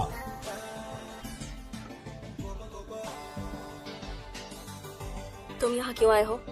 What brings you here? Madam, आप पब्लिक सर्वेंट हैं, आपको पब्लिक की सेवा करनी चाहिए। हम तो कभी कभी आपसे मिलके आपको अपनी प्रॉब्लम्स बताते हैं, भले आधी रात क्यों ना हो। अब जो मैं कहने आया हूँ उसे आपको सुनना पड़ेगा। ओह माय गॉड, मैं यहाँ पर बैठ सकता हूँ क्या? ये झूले वाला सोफा मुझे बहुत पसंद है। जब भी मैं इसे देखता हूँ तो मुझे बैठने का मन करता है। एग्रीमेंट के मुताबिक मैंने वो जमीन लीज पर ली है। उसमें दखल देने के लिए एडथरा ग्रुप ने मुझ पर केस दायर किया है। इस केस को अच्छी तरीके से लड़ने के लिए मैं और मेरे वकीलों ने इस जमीन के बारे में बहुत ही बारीकी से स्टडी कर रहे हैं। हमें पता चला है कि एडथरा ग्रुप का इस पर कोई मालिकाना हक नहीं है। उनके पास जो कागजात है वो जाली है। जमीन के मालिक श्रीधरन मास्टर जी हैं। इन मास्टर जी ने उस ग्रुप से पैसे उधार लिए थे। उन्होंने वे पैसे अपनी बेटी की शादी करवाने के लिए लिए थे। पैसे लेने के लिए उन्होंने वो जमीन गिरवी रख दी थी, लेकिन मथई ने वो जमीन हड़प ली। श्रीधरन मास्टर जी की बेटी और उसका पति अब जिंदा नहीं है, लेकिन उसकी एक और बेटी है जिसका नाम है सुभद्रा। लेकिन वो बेचारी इन लोगों से डरती है। मास्टर और उनकी पोती डर से दूसरे गांव में रहते हैं। मैं उन्हें यहाँ लेकर आऊंगा, उन्हें इस केस का विटनेस बनाऊंगा। अगर इंसानियत की नजरों से देखा जाए तो उनके साथ अन्याय हुआ है, ये बात पक्की है। सारे कागजात उनके हैं, जमीन उनकी है और वो उन्हें मिलनी चाहिए। मैं चलता हूं मैडम। अगर मैं आपसे कुछ मांगूं तो आप मना मत करिएगा। मैं ये पोस्टर ले जाऊं क्या?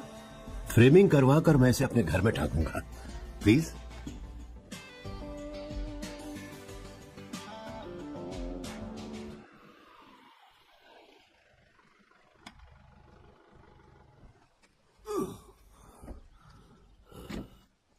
मैं ही हूं संगीतकार गोपन। मैं हूं श्री। आश्चर्यचकित मत होइए, ये आपका ही घर है। अब आपको यहां पर रहना है। कोई कुछ दिनों के लिए यहां पर रहने आया है। आप मुझे बस उसी नजरिए से देखिएगा। यहां आपका कोई कुछ नहीं बिगाड़ पाएगा। जब तक कि यह घर आपका नहीं हो जाता, मैं यहीं रहूंगा, आपकी हिफाजत के लिए, एक बेटे की तरह। मुझे लगा मैंने पुश्तैनी मकान अपना हमेशा के लिए खो दिया। इस विष्णु पर्व में कृष्ण भगवान ने ही हमें दिया है। आ जाओ बेटी। अच्छा, मेरे बारे में किसने बताया तुम्हें? उसी ने आपसे जिसने शिक्षा ली और एक अच्छी नौकरी पाई। वो इसी गांव का है। वो यहाँ का एग्रीकल्चर ऑफिसर है। नमस्ते मास्टर जी। हाँ, खुश रहो, खुश रहो। कैसे हैं आप? आओ ना, अंदर आइए ना मास्टर जी। अच्छा ये बताइए, क्या ये मास्टर उस 18.5 एकड़ जमीन का और कलापुर हाउस का असली मालिक है? तो ये सब मैं आपका लीगल एडवाइजर बनने के पहले हुआ था, है ना? इसलिए मैं पूछ रहा हूँ। वैसे उन्होंने जो दस्तावेज कोर्ट में पेश किए हैं वो काफी पुख्ता हैं। ये केस तो हम हार जाएंगे, 100% हार जाएंगे। और तो और एडाथला ग्रुप की ज्यादातर प्रॉपर्टीज नकली हैं। ये प्रूव करने के लिए आरटीओ ने तहकीकात शुरू भी कर दी है। हाँ, अगर ये सारे केस एक साथ खुल गए तो मैं क्या करूँगा? बेबी, सबसे पहले तो उस निकम्मे वकील को आग लगाओ और दूसरा वकील लेकर आओ। तो फिर इस एडवोकेट शशि एमए एलएलबी के पास क्या काम रह जाएगा? सुनो, तुम चाहते हो कि तुम्हें तकलीफ ना हो तो चुप रहो। हमसे पैसे लेने के बाद वो जमीन लेबल करने के लिए आया। ये कोई मामूली नयातिनकारा गोपन नहीं है। या तो किसी ने उसे खरीदा है या फिर उसके यहाँ आने के पीछे जरूर कोई गहरा रहस्य है। मुझे तो लगता है वो यहाँ बदला लेने आया है, और ये बहुत ही पुराना बदला लगता है। किसी गरीब ब्राह्मण ने बलि के पत्थर पर अपना सर पटक कर आत्महत्या की थी। उसी हत्या का बदला लेने के लिए वो यहाँ पर आया है। या शायद ऐसा भी हो सकता है कि उस गरीब ब्राह्मण का ये गोपन बेटा हो। कौन गरीब ब्राह्मण है? वकील, ये तो क्या फालतू की बकवास कर रहा है। अपना मुंह बंद रख। ठीक है, मैं अपना मुंह बंद रखता हूँ। ओके, बस। मैंने सभी जानकारों से बात की। सभी को यही लगता है कि हमें सीधे तौर पर इसमें नहीं उतरना चाहिए। तो अब जो जरूरी है वो तैयारी करो। बाबा, आपको यकीन है कि हम कर पाएंगे? आप बस करिए भाई साहब, हम करेंगे बाबा, करना होगा। किसके बारे में बात कर रहे हो आप? तुम्हें जानने की जरूरत नहीं, खत्म करो उसे। अब वो नयातिनकारा गोपन, सीधे तौर पर उसका नाम मत लो। अब जैसा मैं कहता हूँ वैसा करो, चाहे जितना खर्चा करना पड़े। वो नयातिनकारा गोपन बचना नहीं चाहिए।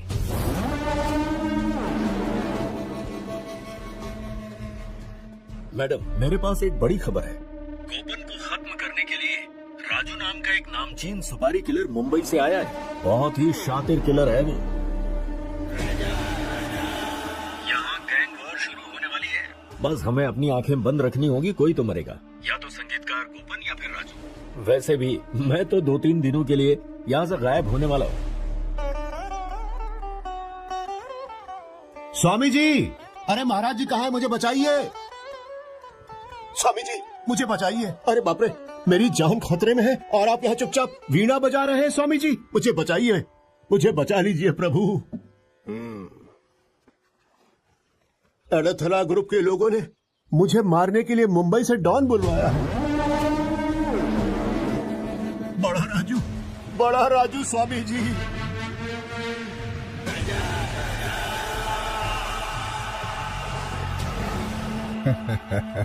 संगीतकार गोपन के सामने उस राजू की क्या औकात। नहीं स्वामी जी, उसके पास बंदूक है।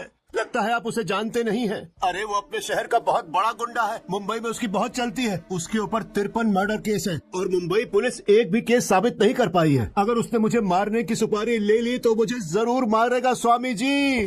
डरो मत, हम तुम्हारे साथ हैं। कोई फायदा नहीं है स्वामी जी, उसके पास बंदूक है, वो मुझे मार डालेगा। लोगों के साथ उलझना तुम्हारे लिए ठीक नहीं होगा। तुम एक काम करो, उनके साथ कॉम्प्रोमाइज कर लो।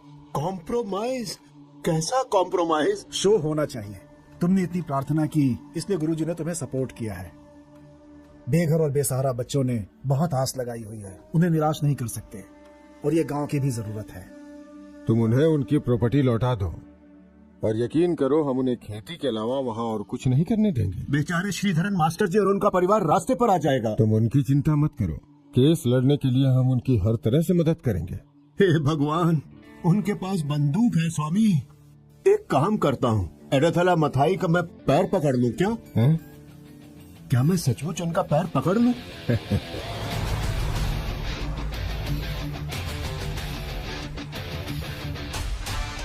मालिक, मालिक मुझे बचाइए।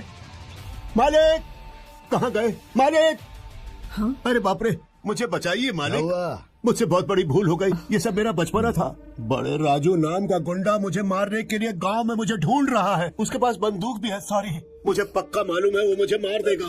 इसे माफी मत देना, चाहो तो सबको माफ कर दो। इसी की वजह से मैं बेकार में वकील बनकर रह गया। शशि जी, दाढ़ी में आग लगी हो तो सिगरेट नहीं जलाते। उसके पास बंदूक है। क्या तुम जानते हो मेरे बाबा कौन है? हाँ, इसमें भी कोई शक की बात है क्या? मथाई जी आपके बाबा नहीं है क्या? है ना? है ना?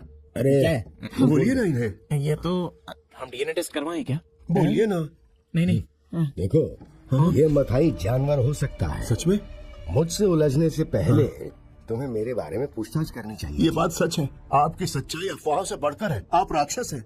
जीवन दाता तो जान देता है, लेकिन आप उससे उसकी जान ले लेते हैं। मुझे मेरी जान बहुत प्यारी है मालिक। उसके पास बंदूक है। सबसे पहले श्रीधर मास्टर और उसकी पोती को वहाँ से बाहर करो।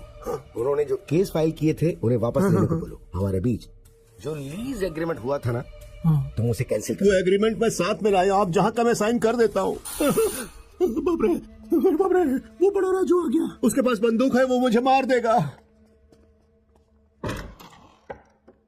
कौन हो तुम? मैं इन्वेस्टिगेशन ऑफिसर हूँ, ईडी एनआईडी का। लेकिन हुआ क्या है? हाँ सर, कोई इलीगल प्रॉपर्टी हमारे पास नहीं है। चलिए थोड़ा बैठकर बात करते हैं ना। हटिए हटिए, किनारे हटिए। मोबाइल दीजिए, मोबाइल दीजिए अपना। जी, लीजिए। हाँ, आप भी दीजिए।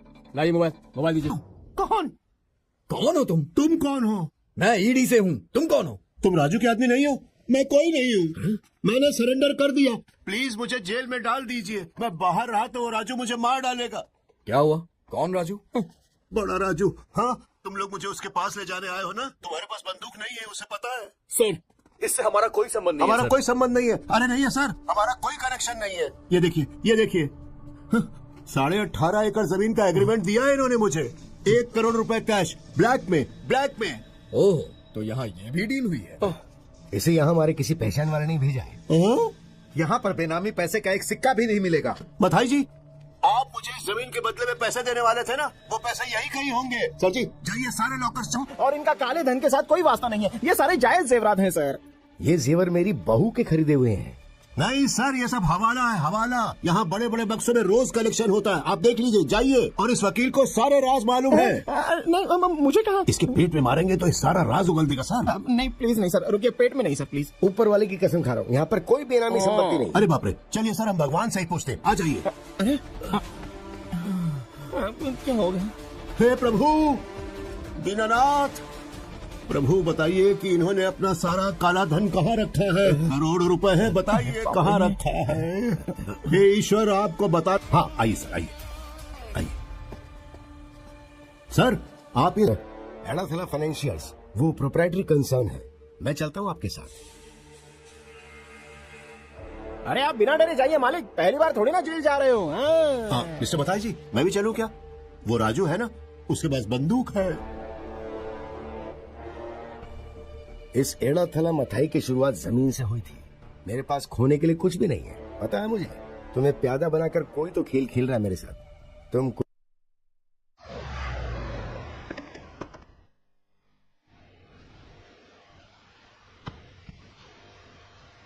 दादाजी,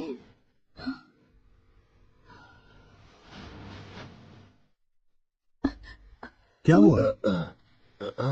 उन्होंने हम पर हमला किया। हमें चलना चाहिए। मेरी पोती की जिंदगी मेरे लिए ज्यादा कीमती है।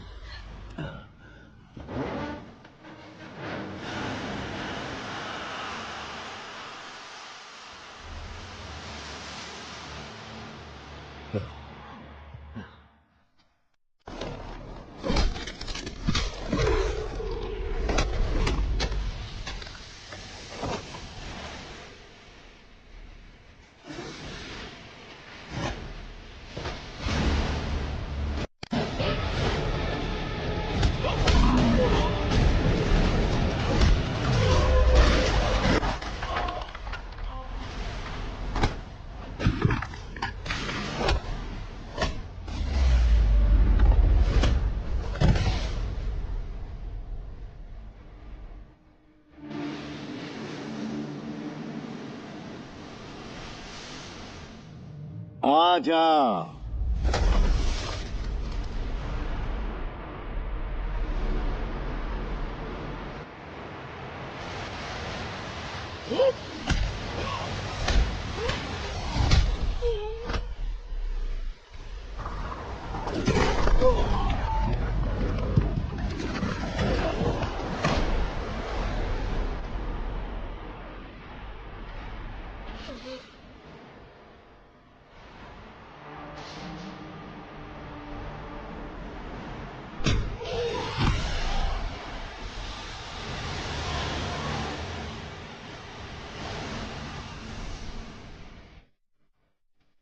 हाँ? क्या हुआ? मुझसे पंगा लेगा? हाँ?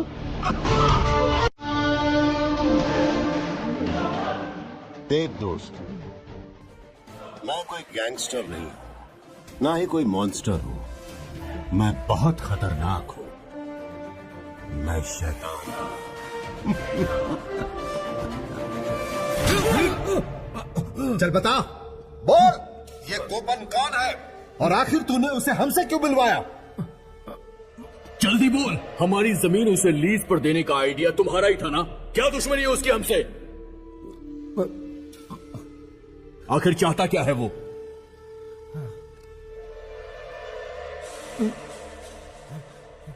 जल्दी बोल, जल्दी बोल। चल बता, बोलेगा नहीं तुझे छोड़ेंगे नहीं। बोल बोल। बताता हूँ।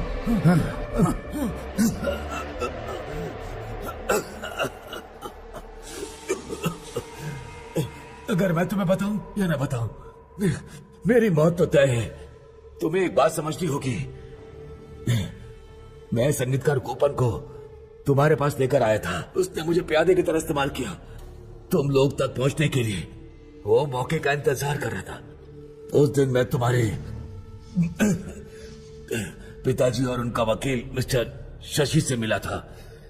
उस मीटिंग के 3 घंटे बाद वो मेरे कमरे में आया। उसके बाद मैं उसके कंट्रोल में था। उसी ने मुझसे कहा कि तुम्हारी जमीन लीज पर दी जाए। वो मुझे हुक्म दे रहा था। उसका रवैया और उसका चेहरा, उसकी आंखें बदले की आग में चल रही थी। उसकी बात मानने के सिवा मेरे पास कोई चारा नहीं था। लेकिन असल में वो है कौन?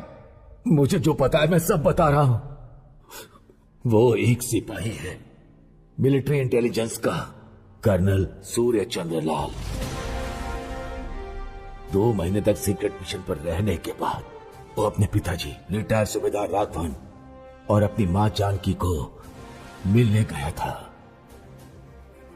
एक सिपाही 3 साल पहले 27 मार्च के दिन उसे जो सब कुछ प्यारा था उसने वो सब खो। और ये रही आप दोनों की ट्रेन की टिकट। डन। अपनी माँ से कहो बहाने बनाकर ऐन वक्त पर प्लान चौपट मत करो। ठीक है ठीक है। अगर फ्लाइट से आएंगी तो उसी दिन पहुंच जाएंगी, इससे आपको 3 दिन लग जाएंगे। देखो बेटा, ऐसा मत बोलो, 3-4 घंटे का सफर कर लूंगी मैं, ट्रेन में अच्छा लगता है।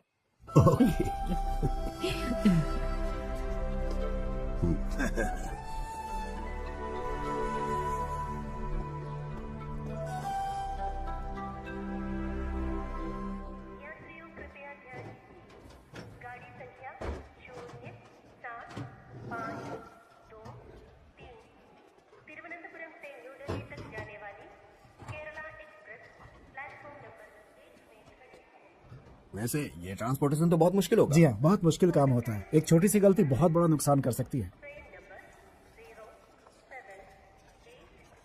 आइए।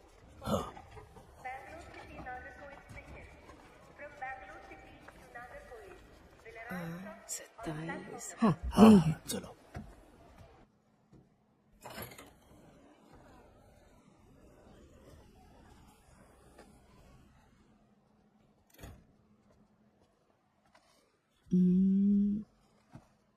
हाँ, यहाँ पर है।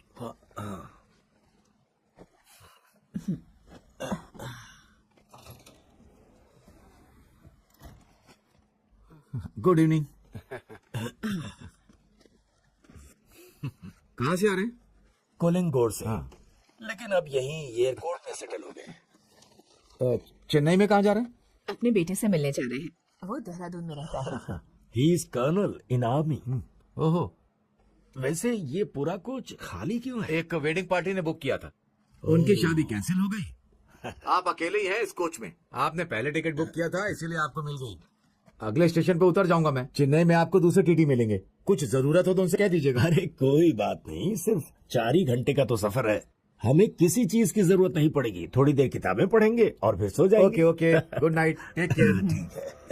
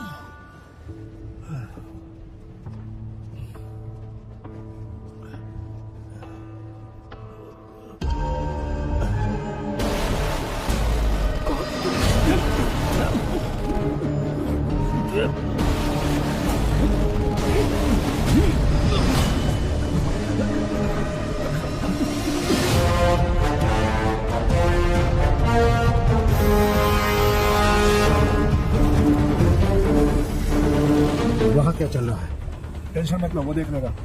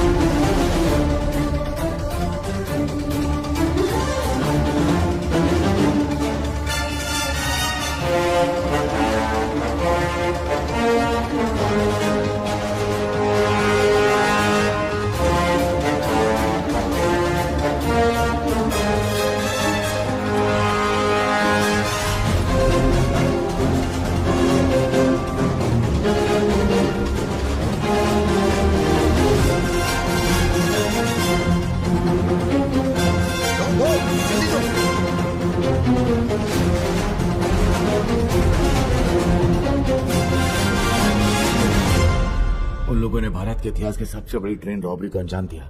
ना पुलिस और ना ही सीबीआई अब तक उन्हें कोई पकड़ नहीं पाया। लेकिन वो बेटा जिसने अपने माँ और बाप को खोया, उसने उन्हें ढूंढ निकाला। वो पिछले 4 सालों से यहाँ पर है। वो है धर्म योद्धा मुदा कोट्टा बटालियन। याद रखो, वो किसी को भी नहीं छोड़ेगा। वो एक एक को खत्म कर देगा।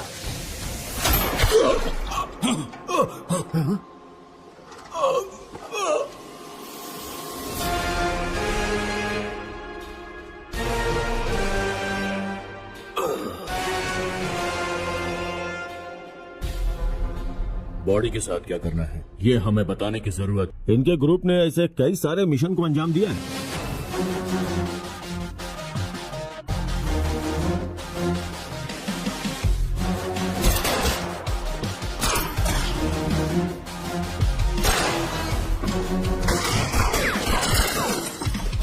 उनका आखिरी मिशन सूरत में था। उसके बाद 1 साल तक वो लोग गायब थे। किसी को कुछ पता नहीं। पिछले बाढ़ के वक्त राहत कार्य के बहाने वो उन क्रिमिनल्स को लेकर आया जो उनके लिए कई सालों से काम करते आ रहे हैं, और फिर यहाँ पे आके सेटल हो गया। उनके दिमाग में क्लियर प्लान था। काका शिवा यानी अय्यप्पन, ये मदुरई से है। 14 मर्डर केस में प्राइम सस्पेक्ट है ये, और 7 किडनैपिंग केसेस है।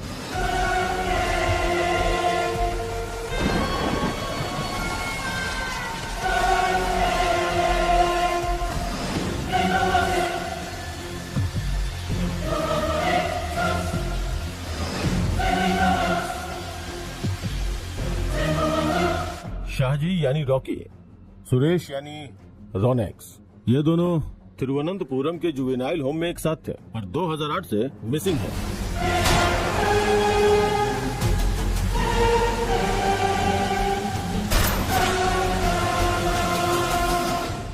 प्रेमचंद यानी कि किशोर, ये यूपी से है।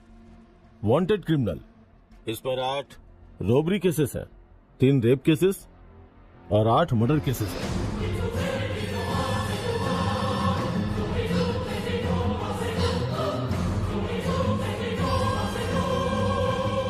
चेन्नई आरबीआई से 86 करोड़ का नोट नष्ट करने के लिए लेकर जाने वाले थे। यहाँ रहकर उन्होंने नोट चुराने का प्लान बनाया।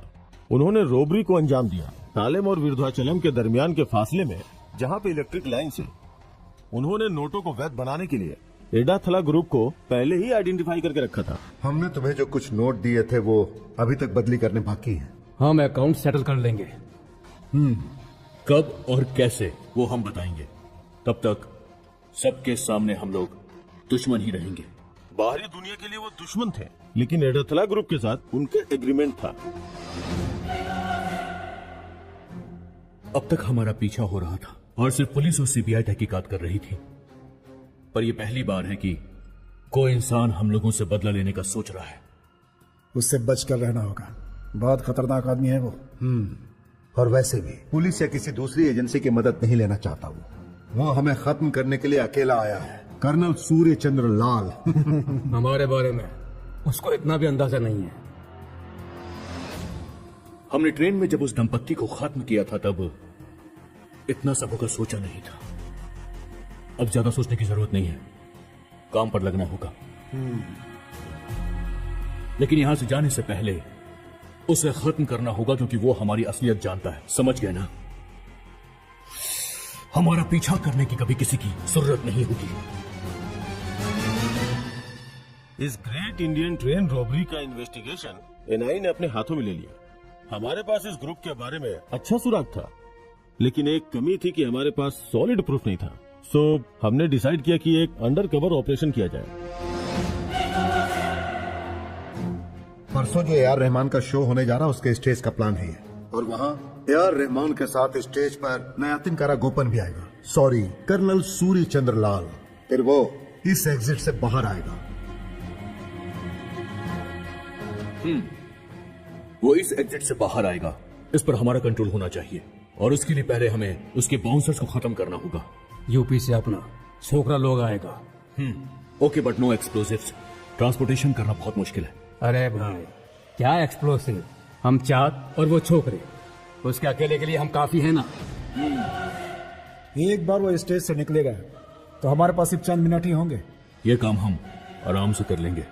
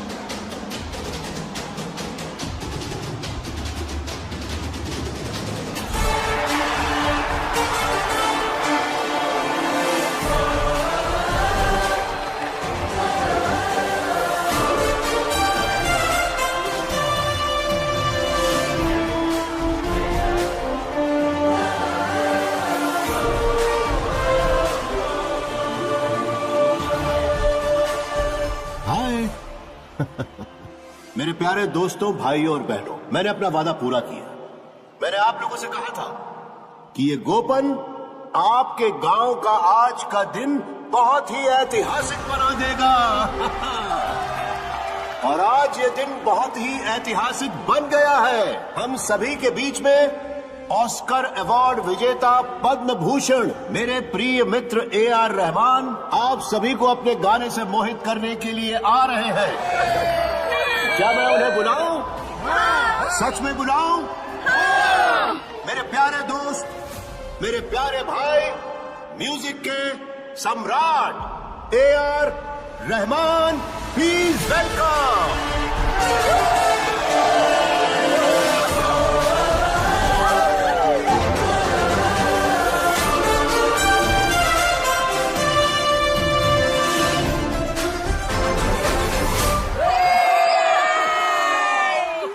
मैं यहाँ हूँ उसके दो कारण हैं।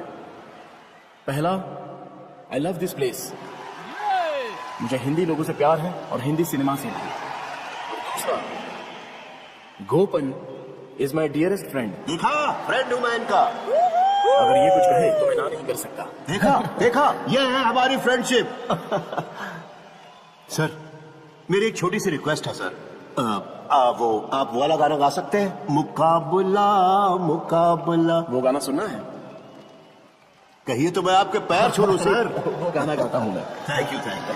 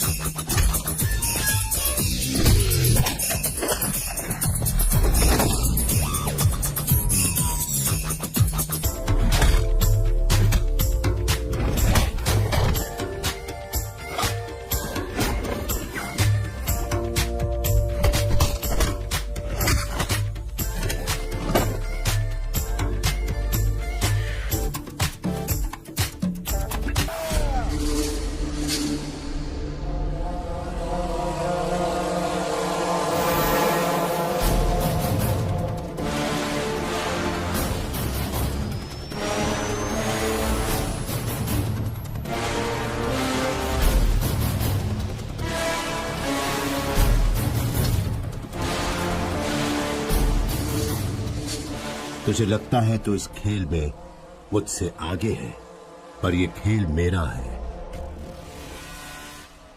और तू इसमें फंस चुका है। मेरे दोस्त, मैं बहुत ही खतरनाक हूं। एनआईए ने शंकर वासुदेव और उसके ग्रुप को कस्टडी में ले लिया। अब वो कभी भी बाहर की जिंदगी नहीं देख पाएंगे।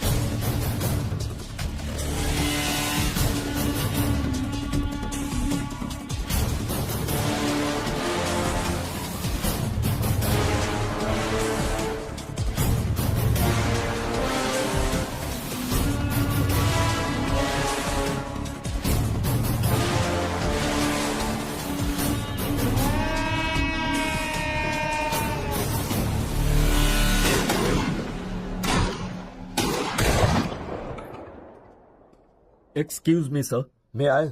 कम इन।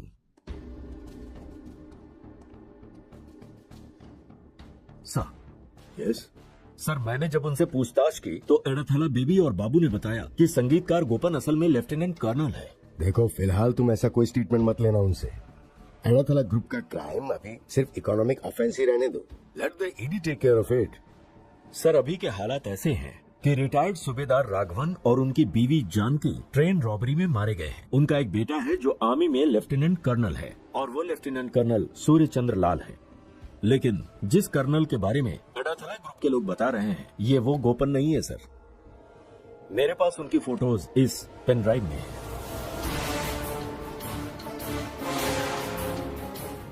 दैट्स राइट, यही कर्नल सूर्य चंद्र लाल है और वो अभी बहुत बड़े सदमे में है। अभी वो आर्मी के हॉस्पिटल में भर्ती है। तो नया तिनकारा गोपन? वो हमारा अंडर कवर एजेंट है और उसकी आइडेंटिटी गुप्त है। उसे अलग अलग जगह पे अलग अलग नाम से जाना जाता है।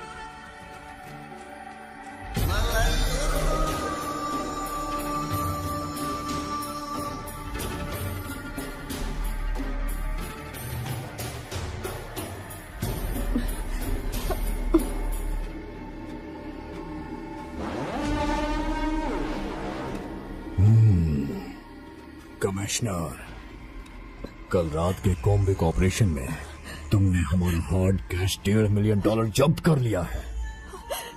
कल रात जो तुमने एक्शन लिया, उसका ये दुर्गा रेड्डी का रिएक्शन है।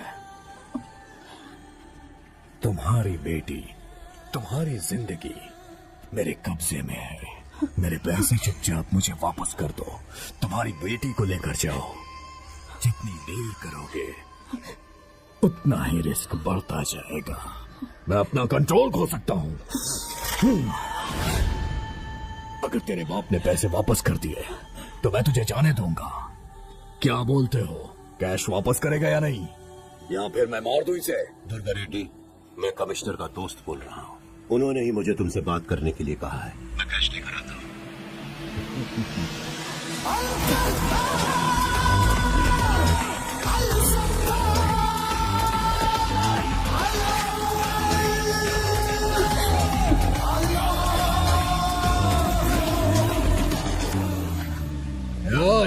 हट जाओ।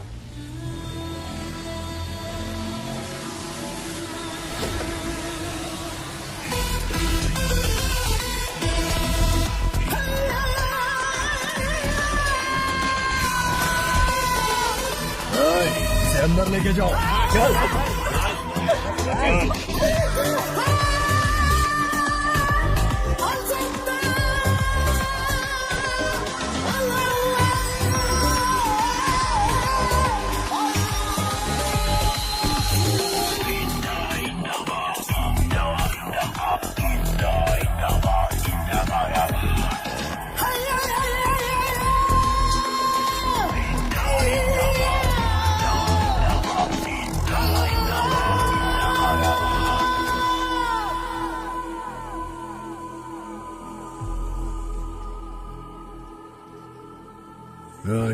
खोल के देखो। पहले उस लड़की को लेकर आओ। पहले कैश, बाद में लड़की आएगी। मैंने उनसे वादा किया है, उनकी बेटी को वापस लेकर आऊंगा। बस एक बार उसे देखने दो मुझे। नामंजूर है। मैं विनती करता हूँ, प्लीज। ये दुर्गा रेड्डी विनती नहीं सुनता है। मुझे कैश चाहिए। अगर आप कहेंगे तो मैं आपके पैर छू लूंगा।